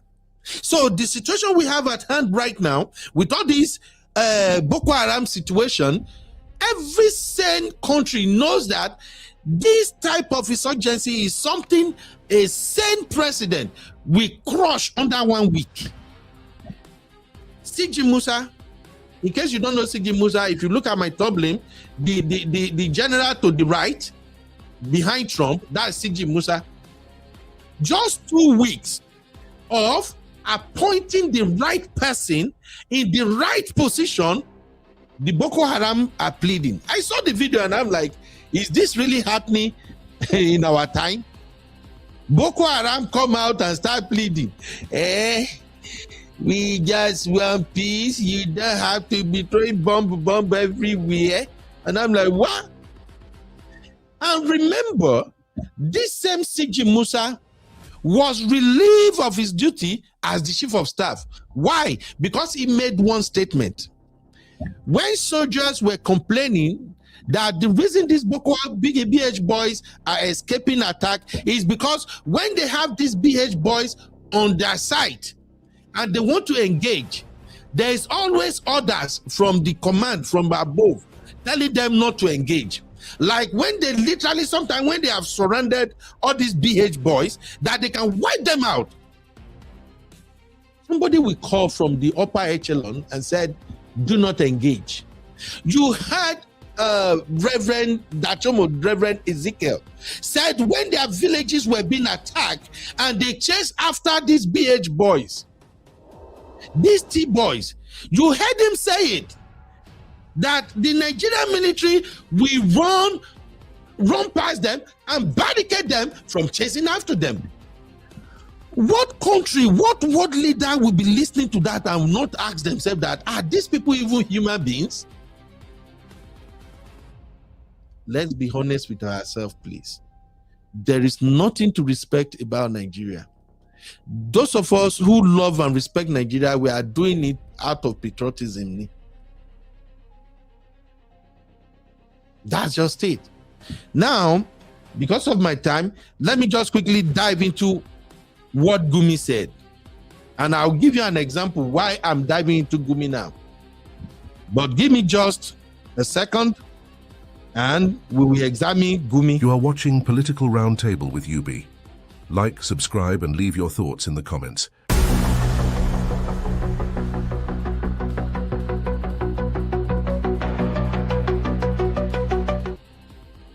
All right.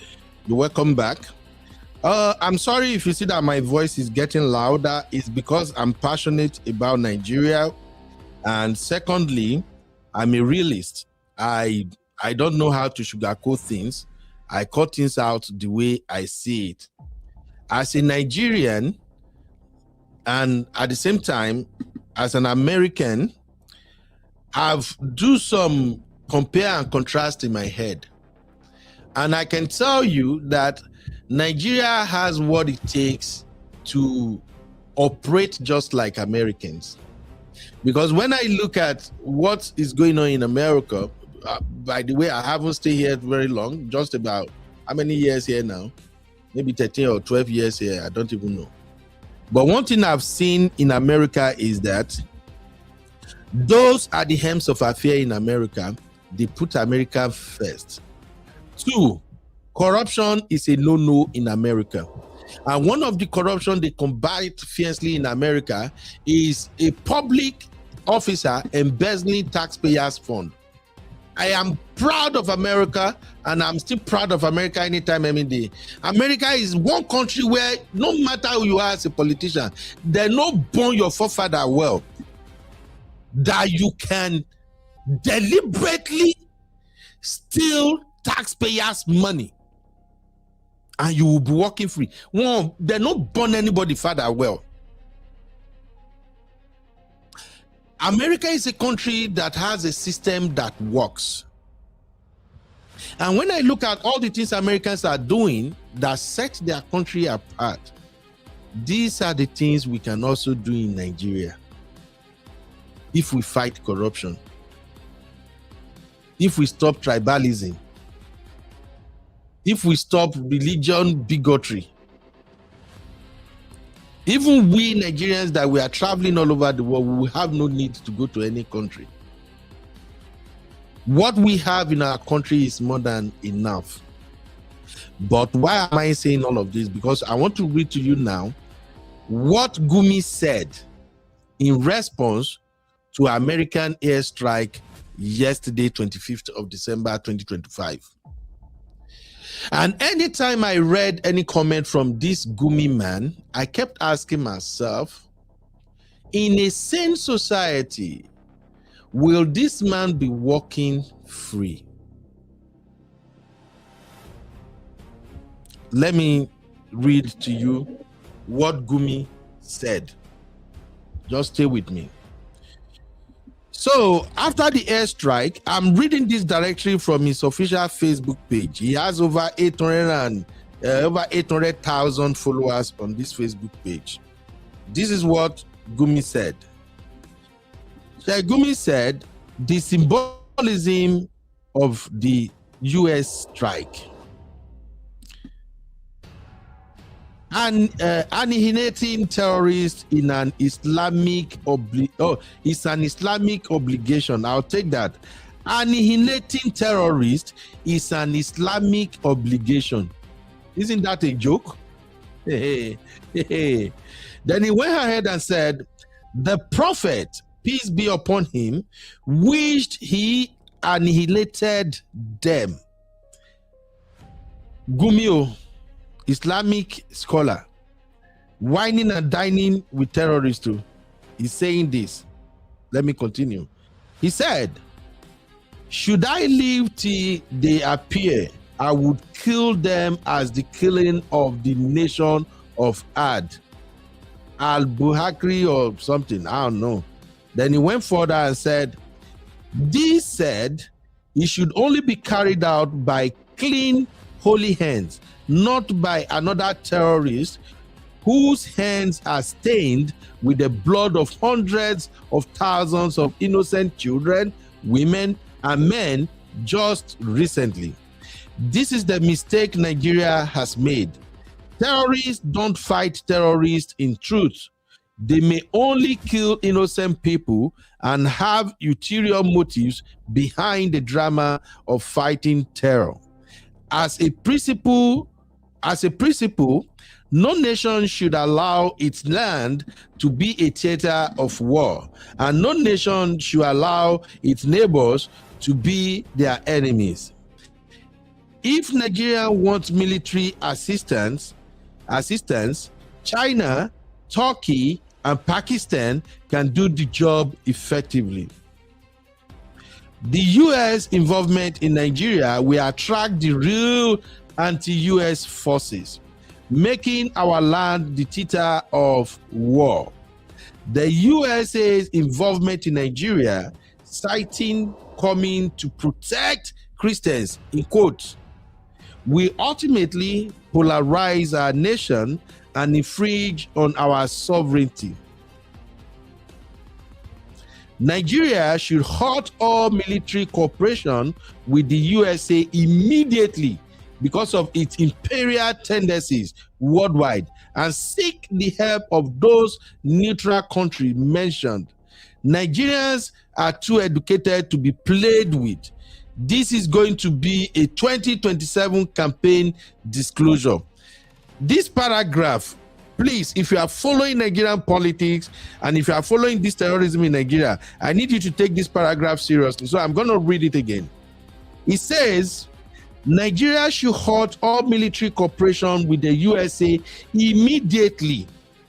That's Gumi telling your president and his cabinet, because of its imperial tendencies worldwide, and seek the help of those neutral countries mentioned. Meaning Nigeria should seek the help of China, Turkey, and Pakistan. I will come to that maybe tomorrow. We have a lot of discussion here. Nigerians are too educated to be played with. This is going to be a 2027 campaign disclosure. Do you understand that last line there? This is going to be a 2027 campaign disclosure. Remember the Arise News video that I played, where Rufai was asking Jega, the analyst, will this have impact on 2027? So in other words now, Gumi is sending an indirect message to Tinubu. If you allow this America to continue to bomb my people, this is going to be part of 2027 campaign. All right? I'm just saying. I don't know if you are still following me. Let me continue. Meanwhile, dropping a few bombs here and there cannot tackle the menace of terror. They need serious military on the ground, which, if we are serious, we have enough men to do that. We call on all villages affected to upload videos and pictures of any casualties involved. So Gumi, first of all, wants the military foot on ground, meaning it's either America are on ground to fight terrorists, or let Nigerian military do it themselves, so that he can continue to mediate the way he's mediating and collecting billions upon billions of naira, allegedly, right? Okay, let's keep it moving. The attacks are symbolic of a bigger neo-crusade war against Islam. Attack on Sokoto, where 90% are Muslim, we know with no imminent danger of terror. Why the real threat is in Maiduguri on a Christmas Eve with the claim of protecting against Christian genocide says a lot. We believe the terror is manufactured and sustained by the same people claiming to fight it. A word is enough for the wise. Now, for those of you watching Vertical Shots, if you can come, Uncle Patrick, I see you on Vertical Shot too. You click the link and come to the main show, people. Anyway, we are rounding up, Sha. For those of you watching on the Vertical, about 325 of you, and those watching right here on the main show, if you are a Nigerian, please, I want you to type 1 in the chat. Do you know what it means when people say a word is enough for the wise? If you understand what that means, drop a 1 in the chat. If you understand that is a warning, that is a threat statement, that is a hey, if you know what I'm telling you right now, you better do what I wanted. Drop a 1 in the chat. Only Nigerians, I believe Nigerians are the one who will know better how the context in which that particular sentence is usually used. A word is enough for the wise, and is coming from no other person than Sheikh Gumi. And we are saying Nigeria is not a disgraceful country. A man who claimed to be a middleman. Where in the world have you seen a middleman, a negotiator, threatening the government that he's... I don't get it. Okay, maybe I mean they read this thing wrong. But anyway, as a Nigerian, I know when people end their vetting with a word is enough for the wise, that right there is a threat. What is Gumi afraid of? Why all of a sudden Airstrike in Sokoto become a major worry and concern for all the people who have been speaking since last night till now? You heard Gumi, Sokoto is 90% Muslim state. It is peaceful. If you go back and listen to my opening monologue, I told you the Nigerian T-boys, the B-boys, these folks, they are husbands, they are fathers, they are sons to our northern Muslim brothers and sisters.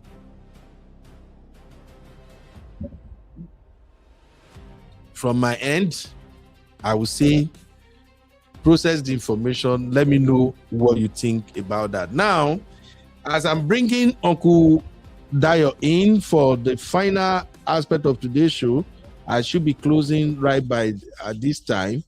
We want us to have this final poll because we're going to come back tomorrow and then we are going to analyze Gumi's statement line by line. If you enjoyed today's political roundtable, please give me flowers now. I'm gonna drop flower. Make it not be say my head no day home because I'm doing the analysis and I'm like, will real fam really understand where I'm coming from? If you understand today's show to some extent, I beg, give us flower. Yes, Sister Labe, when people said a word is enough for the wise, that is serious threat. For those who are watching from international community, when people say a word is enough for the wise, that is it's a big threat. So now let's take our final poll for today as we are rounding up, and Uncle Dayo will give me his take on Gumi's statement. Our final poll is simple. Thank you for the flowers. Thank you, I appreciate. Now, our final poll is simple. Will Nigeria survive the US intervention in the long run?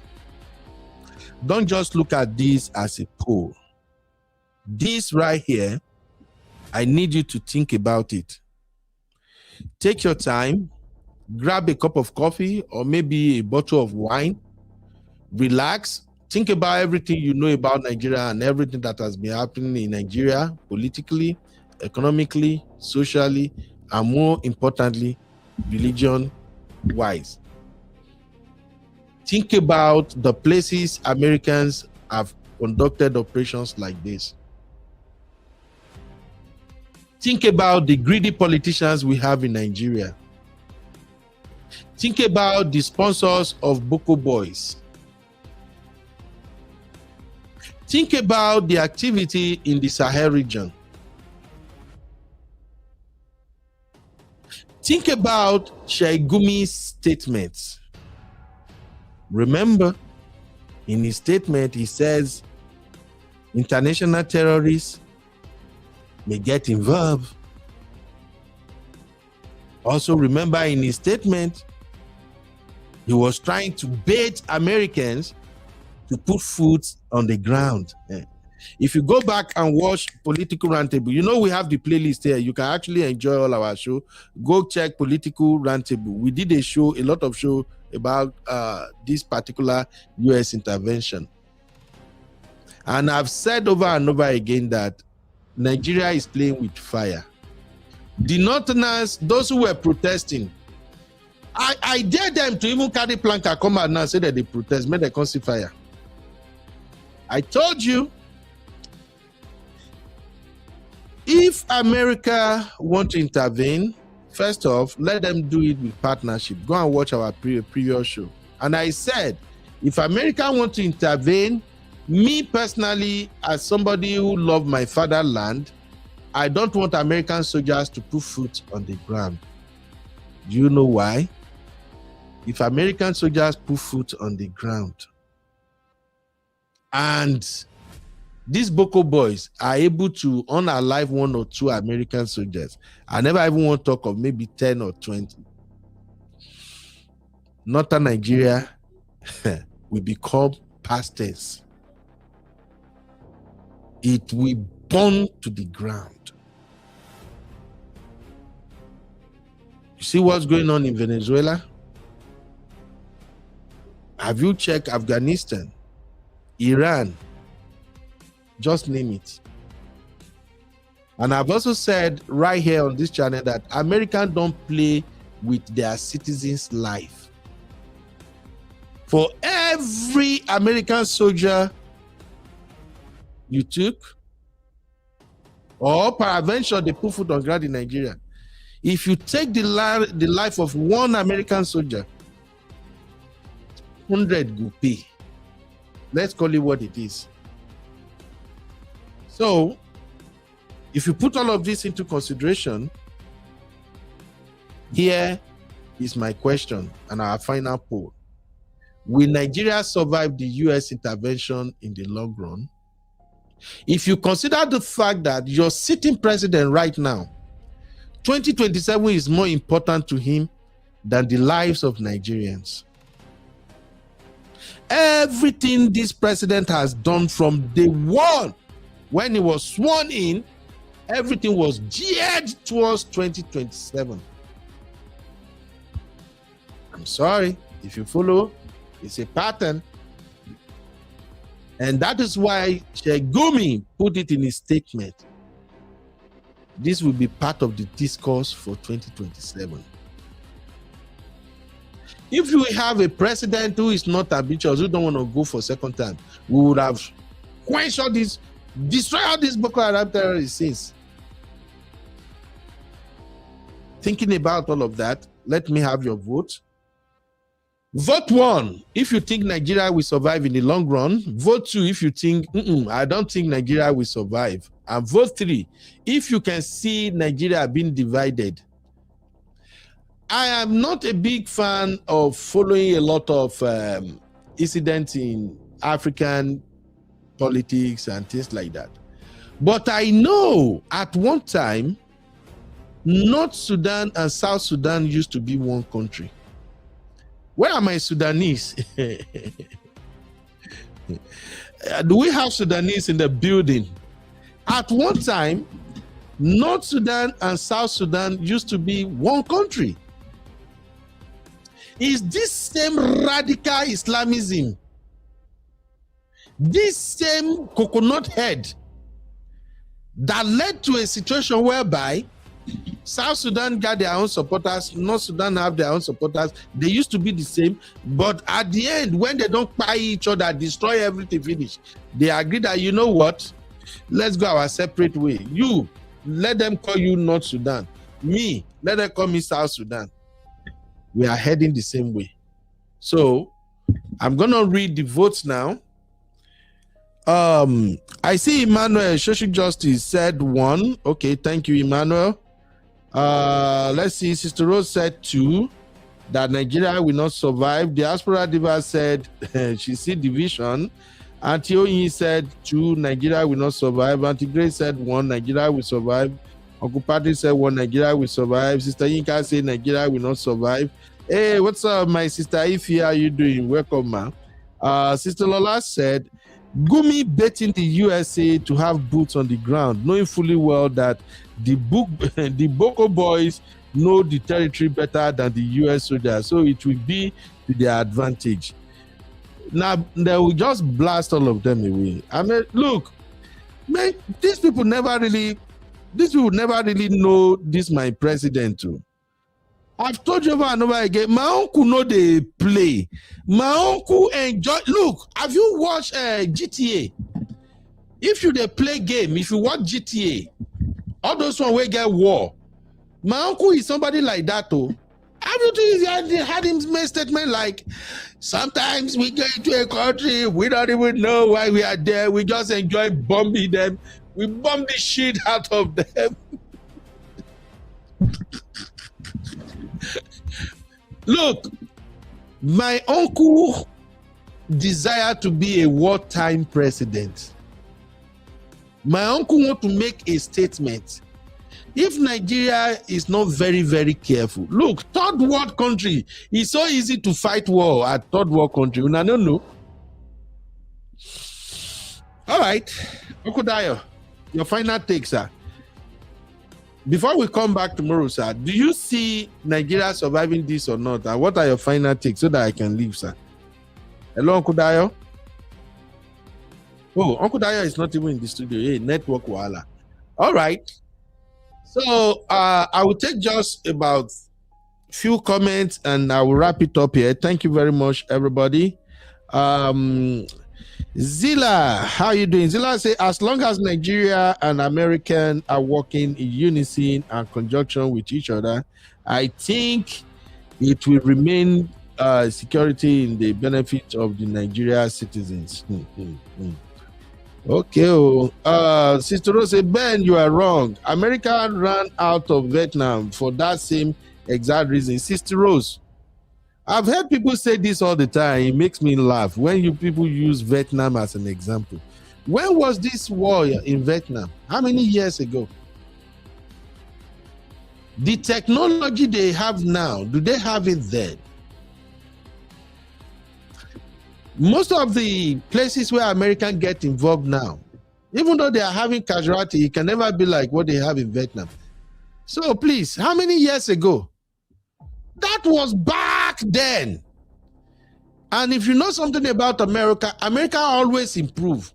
They learn from their mistakes and they try to make sure that mistake is never going to repeat itself again. Oh, sorry. So, Sister Rose, it's okay to disagree with me, but nobody should hang on, oh, America are not a Vietnam. Is Nigeria Vietnam? Sometimes we overhype ourselves. Do we have what it takes? Ordinary Boko Haram, your people know fit cuisines. Now they want to stop America or something. I beg you, Gary, Sister Rose. Let's leave Georgia for war. It's not easy, unfortunately. It not going to only be northern Nigeria. I laugh in the Bonings. God bless you, Sister Oyi. Look, these things are patterns. You know, Biafra is what used to be popular. Ah, Igbo people want Biafra. Igbo. Yoruba people wanted Oduduwa Republic too. No, we know they lie. No, we know they deceive ourselves. Yoruba people want Oduduwa Republic. How many times have you heard people Arewa say, give us Arewa, give us Arewa? All of them are just waiting for just trigger. Something to just trigger it. Bam! And that's it. We're done. And that's why I kept saying, if we do not pray, we may not have 2027. Anyway, I have my sister Ify in the building and Uncle Dayo. They will wrap up for me. Sister Ify, how are you doing, my lovely sister? Sister Ify, don't tell me you don't resume work again, no. Can you hear me, ma? Hey, Uncle B. Yeah, I can hear you now. I said, don't tell me, say you don't resume work. No, I'm just coming back from my doctor's appointment. Okay. So, yeah. Sister Ify, Can you hear me? I can hear you, my sister. Can you hear me? Yeah, can you hear me? Yes, I can hear you. Everybody can hear you. So, Sister Ify, thank God you came in now. I'm about to round up. You will help me round up you and Uncle Dayo. So, finally, my motherland has now entered my fatherland. My uncle Dono is already claiming victory by dropping bomb in Sokoto State, going after Islamic terrorists. What are your thoughts, my sister? And the question I'm asking is, will Nigeria survive this in the long run? If this should continue, are we going to still have a country or not? Your thoughts, my sister?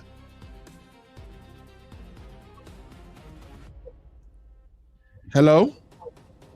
It's like there is a delay, Sister Ify. So it's just a kind of mixed feelings. Can you hear me? Yes, yes. Go ahead. Go ahead.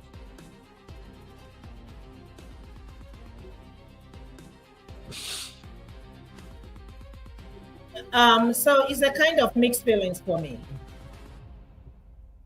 You cannot predict. I don't know. I think it's kind of a delaying. Yeah, but go ahead. We can hear you.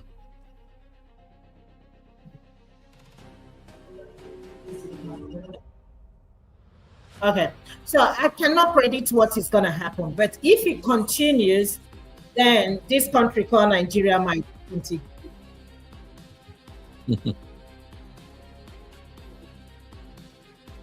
What happened? Sister Ify, what happened to My your only network? concern is regarding Gumi. You know, if America can Gumi.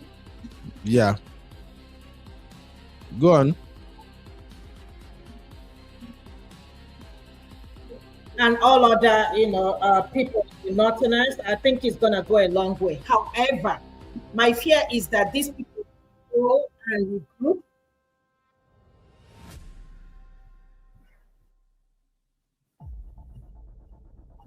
And then they're going to come back stronger. And when that happens, it's not going to look good in our country. I don't want to see the whole war in Nigeria. But if this continues, it might happen.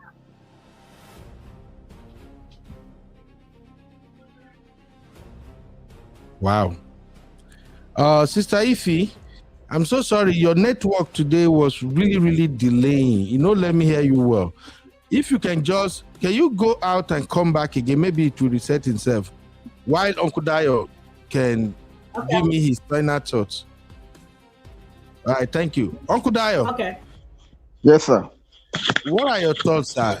Are we still going to have a country after this gas bush? Actually, we are still going to have a country. And the reason is simple. Let me just try to break it down under 1 minute so that all of us can know exactly what I think will happen afterwards. Number one, we are like looking at Gumi as a force. He's a force in himself because he believes that he has the backing, allegedly, of these terrorist people, allegedly ISIS, ISWAP, and whoever they are there. However, history also has shown that these people, though they are very, very resilient, but they have not actually won anything in any country that they have really invaded, except for maybe a temporary reign over some time, because they have always been bombed out from almost every country that they have been. That's number one. Number two, what Gumi is trying to do, as somebody said in the chat, is that he's trying to bait America. But what I think America has agreed to do, they don't need to set foot on Nigerian soil. Nigerian army can take care of that. All what they are doing is to give them intelligence, give them the location. This is where they are. Then they will continue with the airstrike. Nigerian army will just move in to finish off whatever is there to be done. So see the way American works, they work based on intelligence and they work smart. There is no need for them to put foot on Nigerian soil when we have Nigerian army already there that can do the work. They don't have to put foot on our soil. So they will continue with the airstrikes, targeting locations while Nigerian army will be finishing off wherever they strike. That's the way they will work. So there's no fear about them coming into Nigeria to come and put their foot on the ground. That's number one. Number two is that the statement of Gumi is a threat from beginning to the end. You only highlighted about 3 places. Me, I saw the whole statement as a threat because what the man was saying was actually trying to incite, to instigate things that they may probably do. But we must also know one thing again. Not everybody in the North supports terrorism. Because the way he's talking as if the moment they declare jihad like this, everybody will rise up and follow them. They'll be surprised they will not. Because majority of the people whose family are spied, whose homeland has been destroyed in these terrorist attacks, they will not rise up to support terrorism. So they will be disappointed there. And then again, the bad politicians too, that are making Nigeria dry now, allegedly, from this present government, and over the past governments, they will not want to lose what they have been enjoying. The same thing that's happening in the East, why some people do not join IPOB, will happen even if they made that call as if to go their separate or maybe to raise a revolution against the US and the Nigerian coalition. They will not succeed simply because many people will show that no, they cannot be part of it. They will just withdraw silently and they will not support them. Now, coming to the real issue now of what will happen to Nigeria afterwards. What I think will happen to Nigeria is that the worst case scenario that I think can happen to our country after the whole thing, after this US saga, is that if Donald Trump is not greedy, because you said something earlier on that his target is Burkina Faso. It is too obvious for him to do that, because if you are going to show your hand like that, you know that Russia is behind Burkina Faso. He cannot do anything. At the moment he steps his foot in Nigeria, if at all that was agreed that he should have a base in Nigeria, Russia will raise and set themselves also at the base of Burkina Faso. That one I can guarantee you. And you know what that means. They will not want to escalate it any further. They will just drop it like that. Because this is like a chess game. You make your move, I make my move. Yeah. So all these things are politics. But what I think will happen to Nigeria is that after these bombings and all, many people will dissociate themselves from these terrorists in the north. Many people, they will just silently dissociate themselves from them. Because why? They have seen the havoc that they've caused this country. And now that international body are freezing up to see it also, they will not want to be mentioned. Have you asked the question, why have they not released the list of people that are of the people that are supporting these bandits? They don't want to release it because these are important people in the government, and these are people that are involved in the present government also. From past government to this government, there are people that are known in this country very well. And they will not let that list be out because they don't want that name to be soiled. At the same time, by the time this chief goes down, they will still not want their name to be mentioned. So they would rather withdraw to save their name, or they go down with it. So that's why I said, yes, the threat is there. We may have to be fair. Oh, they may want to use it to cause havoc. Yes, there is possibility to that. But I think common sense will take over when they realize that they stand to lose more by declaring themselves as sympathizers to these people than for them to just mellow down and let the thing slide. So they rather choose the easy way out and let it slide. That's my take. Thank you. Oh, thank you, Uncle Dayo. All right, let me leave you guys with some key information here. Thank you for sticking with us. This is Political Roundtable. We do Political Roundtable almost every day, myself and Uncle Dayo, where we just examine the ongoing issues in the political landscape. Feel free to be part of the conversation. If you are yet to subscribe to our channel, please subscribe, give us thumbs up, don't be a stranger. Now, what you see on my screen, I'm happy about this. Just one strike, and this MF is gone. This guy is popular. They call him Bello Turji. He's one of the top terrorist guys up there in the north, and they just shared the news that Bello Turji terrorist camp, all of them totally decimated by USA strike on 25th 12 2025. By now, they have discovered that the 72 virgins were all scam. This is what we're talking about. Just one strike. This dude, Bello Turji, this guy has terrorized a lot of people. Why so many? And they know them. Jesus. What kind of government negotiate with terrorists to your long? What? Just one striker. And like I said, America is just doing warm-up. I think this one, America just, maybe my uncle just woke up last night and say, exit, I have no burger on my table. Can you send a missile to Nigeria? Oh! My uncle is still playing with these people. On a serious note, please, I want to appeal to my northern brothers, especially our Islamic brothers. those peaceful Islamic brothers and sisters, whatever rhetorics they are putting forward now, especially from the northern leaders, whatever rhetorics they put out there for you to hate America or for you to see what is going on as something else, please don't go online and start ranting or saying some silly things. So this president right here in America, this is President Trump. He's not a democratic president too. The Democrat president, those one, they babysit. You have to push them. Their back has to be against the wall before they fight at times. But you see Republicans, they ain't playing. And this particular president, this my uncle, I'm telling you again, he is not somebody you want to mess with. Everybody around my president are yes sir people. My uncle, whatever my uncle want them to do is what they are doing, no. And that is dangerous. Don't play with my uncle. You see all those academics quotes and whatever things you guys got going on, that is, he's against internationally, he's against human rights. You can't. My uncle no go school reach that level to know say one kind strike. He mean international whatever. My uncle no send though. Please, Biko, I don't want to see our northern part turn to rumbles. Please, whatever they are telling you, if anybody tell you to take on Americans, don't try it too.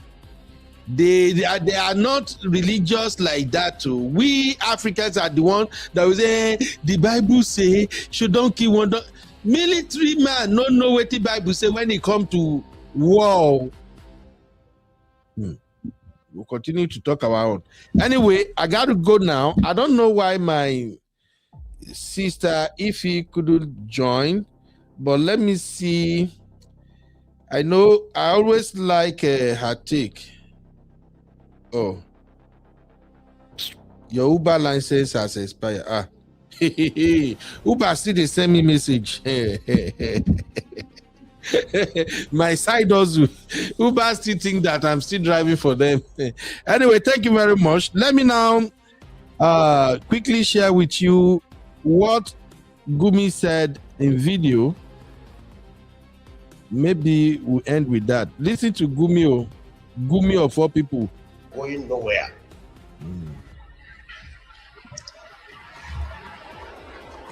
They are part of us and we are part of them. We must live with them. You can't drive them away and they can't drive us away. They are our neighbors, so we should never allow them to be our enemies. And if by any mistakes, by our actions, we have turned them into enemies, then we are finished. Because our real enemy will use them against us. As your real enemy will use your neighbor against you, and nobody knows your secret more than your neighbor. He knows when you come back and when you go out. So we should never allow herdsmen to be our enemies. You see? They are going nowhere. Do you hear him? Let me interpret or let me repeat what he said. He said we should never allow herdsmen to be our enemy. They are going nowhere. They are part of us and we are part of them. They are part of us. We must live with them. We must live. You can't drive them away and they can't drive us away. They are our neighbors, so we should never allow them to be our enemies.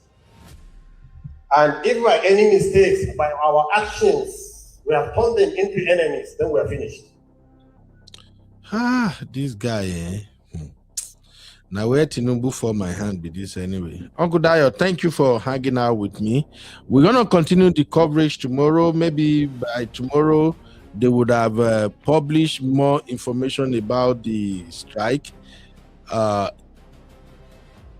Oh, Sister Ify, you back? Don't worry about it. Thank God you're back. So give me your take briefly, my sister. I want to hear your take on this Nigeria-US strike. To be honest with you, I'm confused. Really? You know why I'm confused? I don't think our president has said anything up until now. And that's very concerning to me. If you have a president and something of this magnitude happened in your country, nobody's saying anything. No top government official, number one citizen has not spoken. I'm not sure if the vice president has spoken. I'm not even talking about Babio because he's not there. So I don't know. To be honest with you, and my question is why not Bauchi? Is it Boronu or Bauchi? Why not that place? Why Sokoto? Do they have any information? And I'm worried about my country, Nigeria. So it's gonna take America to intervene. The question is, how long is this gonna go on? Is it just one strike? One strike is not gonna do anything. So if this continues, it's gonna destabilize our country. That's why I kind of have mixed feelings. I wish they have like target places they have to strike. I wish they have people that they are looking for, and they're gonna get those people to destabilize the terrorist group. But other than that, I'm just kind of iffy about everything that is going on. I don't know. But my fear is that I don't want them to destabilize Nigeria. I don't want us to go into civil war, because if that happens, we are in a big trouble. Being a country of almost 300 million people, where are we going to run to? Are you going to run to Niger, that we are not in good terms with? Are you going to run to Benin Republic? I don't know where we're going to run, because most of the countries we have boundaries with, they're not going to accommodate us, because of the population that we have in Nigeria. So it's very interesting, I wish they can further explain to us or tell us what they're doing. But this one strike is not going to do anything. If not, it's going to make these people to go back and regroup and then come back, not in a very nice way. Let me say it like Trump. Not in a very nice way, because everything is a win for Trump. Trust me, everything is a win. One strike is a win, 10 strikes is a win. But we Nigerians, we don't see this as a win. We might commend it, but what is the future moving forward regarding this? It's going to look interesting as we move forward. Well, you are right, Sister Ify. Just to give you some context, I don't know if you go back and watch this video. My take was, the reason they strike Sokoto is to send a warning signal to those who are actually providing cover for the terrorists. This is all about jihadists, and I recommended that people should go and watch the history of Usman Dan Fodio. The history of Usman Dan Fodio is the history of the Fulanis. It's how the Fulani invaded Nigeria. And the Sokoto Caliphate is a very, very powerful stronghold in the history. These guys that are terrorizing Nigerians, they have families. They have a place they call home. They don't live their entire life 365 days in the bush. After successful operation, when they collect all those ransom and all those big money, are they spending those money on firewood or on animals in the bush? They have a place they go back to where they ball, they live life. It's just like kidnappers.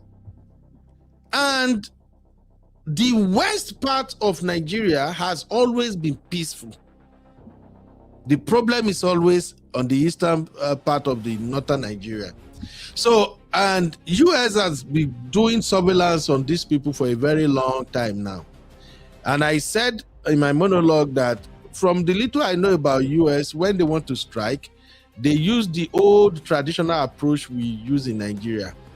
Say, when you want to kill snake, you chop the head of the snake off. So I think attacking Sokoto is a signal that, hey, let's first of all destroy where you used to go and take cover before we deal with you as you are running around in this bush. So let's keep our fingers crossed, Sister Ify, and see how all of this will turn out. Thank you, everybody, for hanging out with me today. Tomorrow, we're going to have bigger show. We'll have enough time, and then we'll have more people who can come in and contribute. Sister Chinye said, Gumi is not even hiding. That is a terrorist. So crazy. That's the shocking part for me. And many of these terrorist leaders, go and check. They are always living in plain sight. Remember when they took out Bin Laden? His hideout was actually somehow closer to one of the US bases they have over there where they caught him. It's crazy. When they say, oh, in Nigeria, terrorists, Boko Haram, they are in government, What does that mean? It means that they have mansions in Abuja, in Maitama. They hide in plain sight. And that is why, for me, I love US coming in. Kind of make a lot of sense to me. Because US, no emotion. Thank you, Chucky.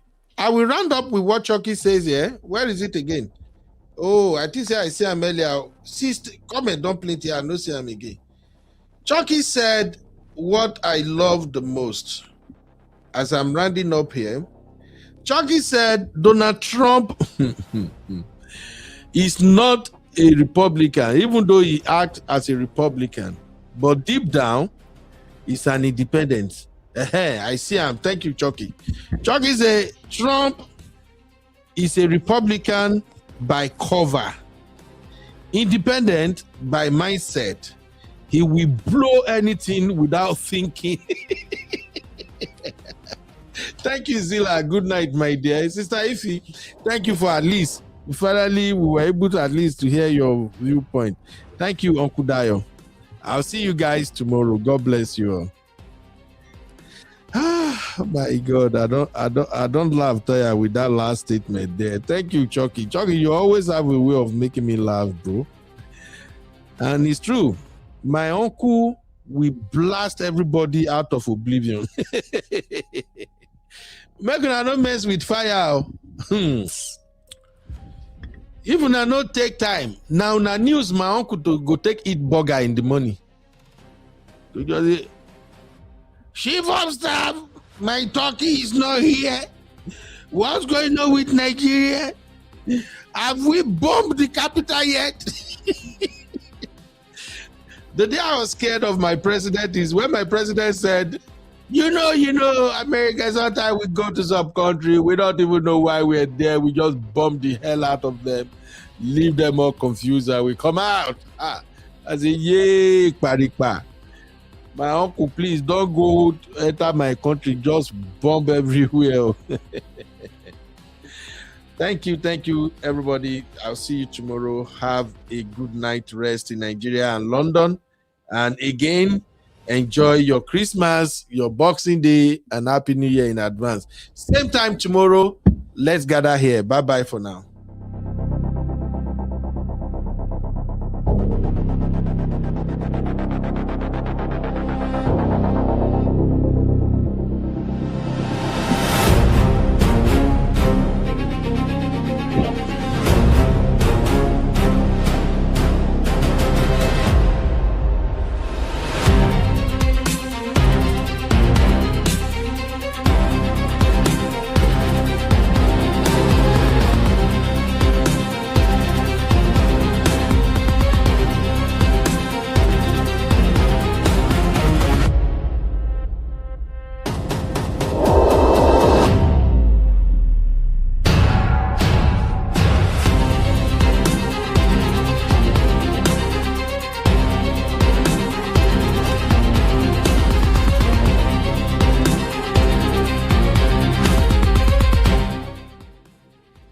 You are watching Political Roundtable with UB.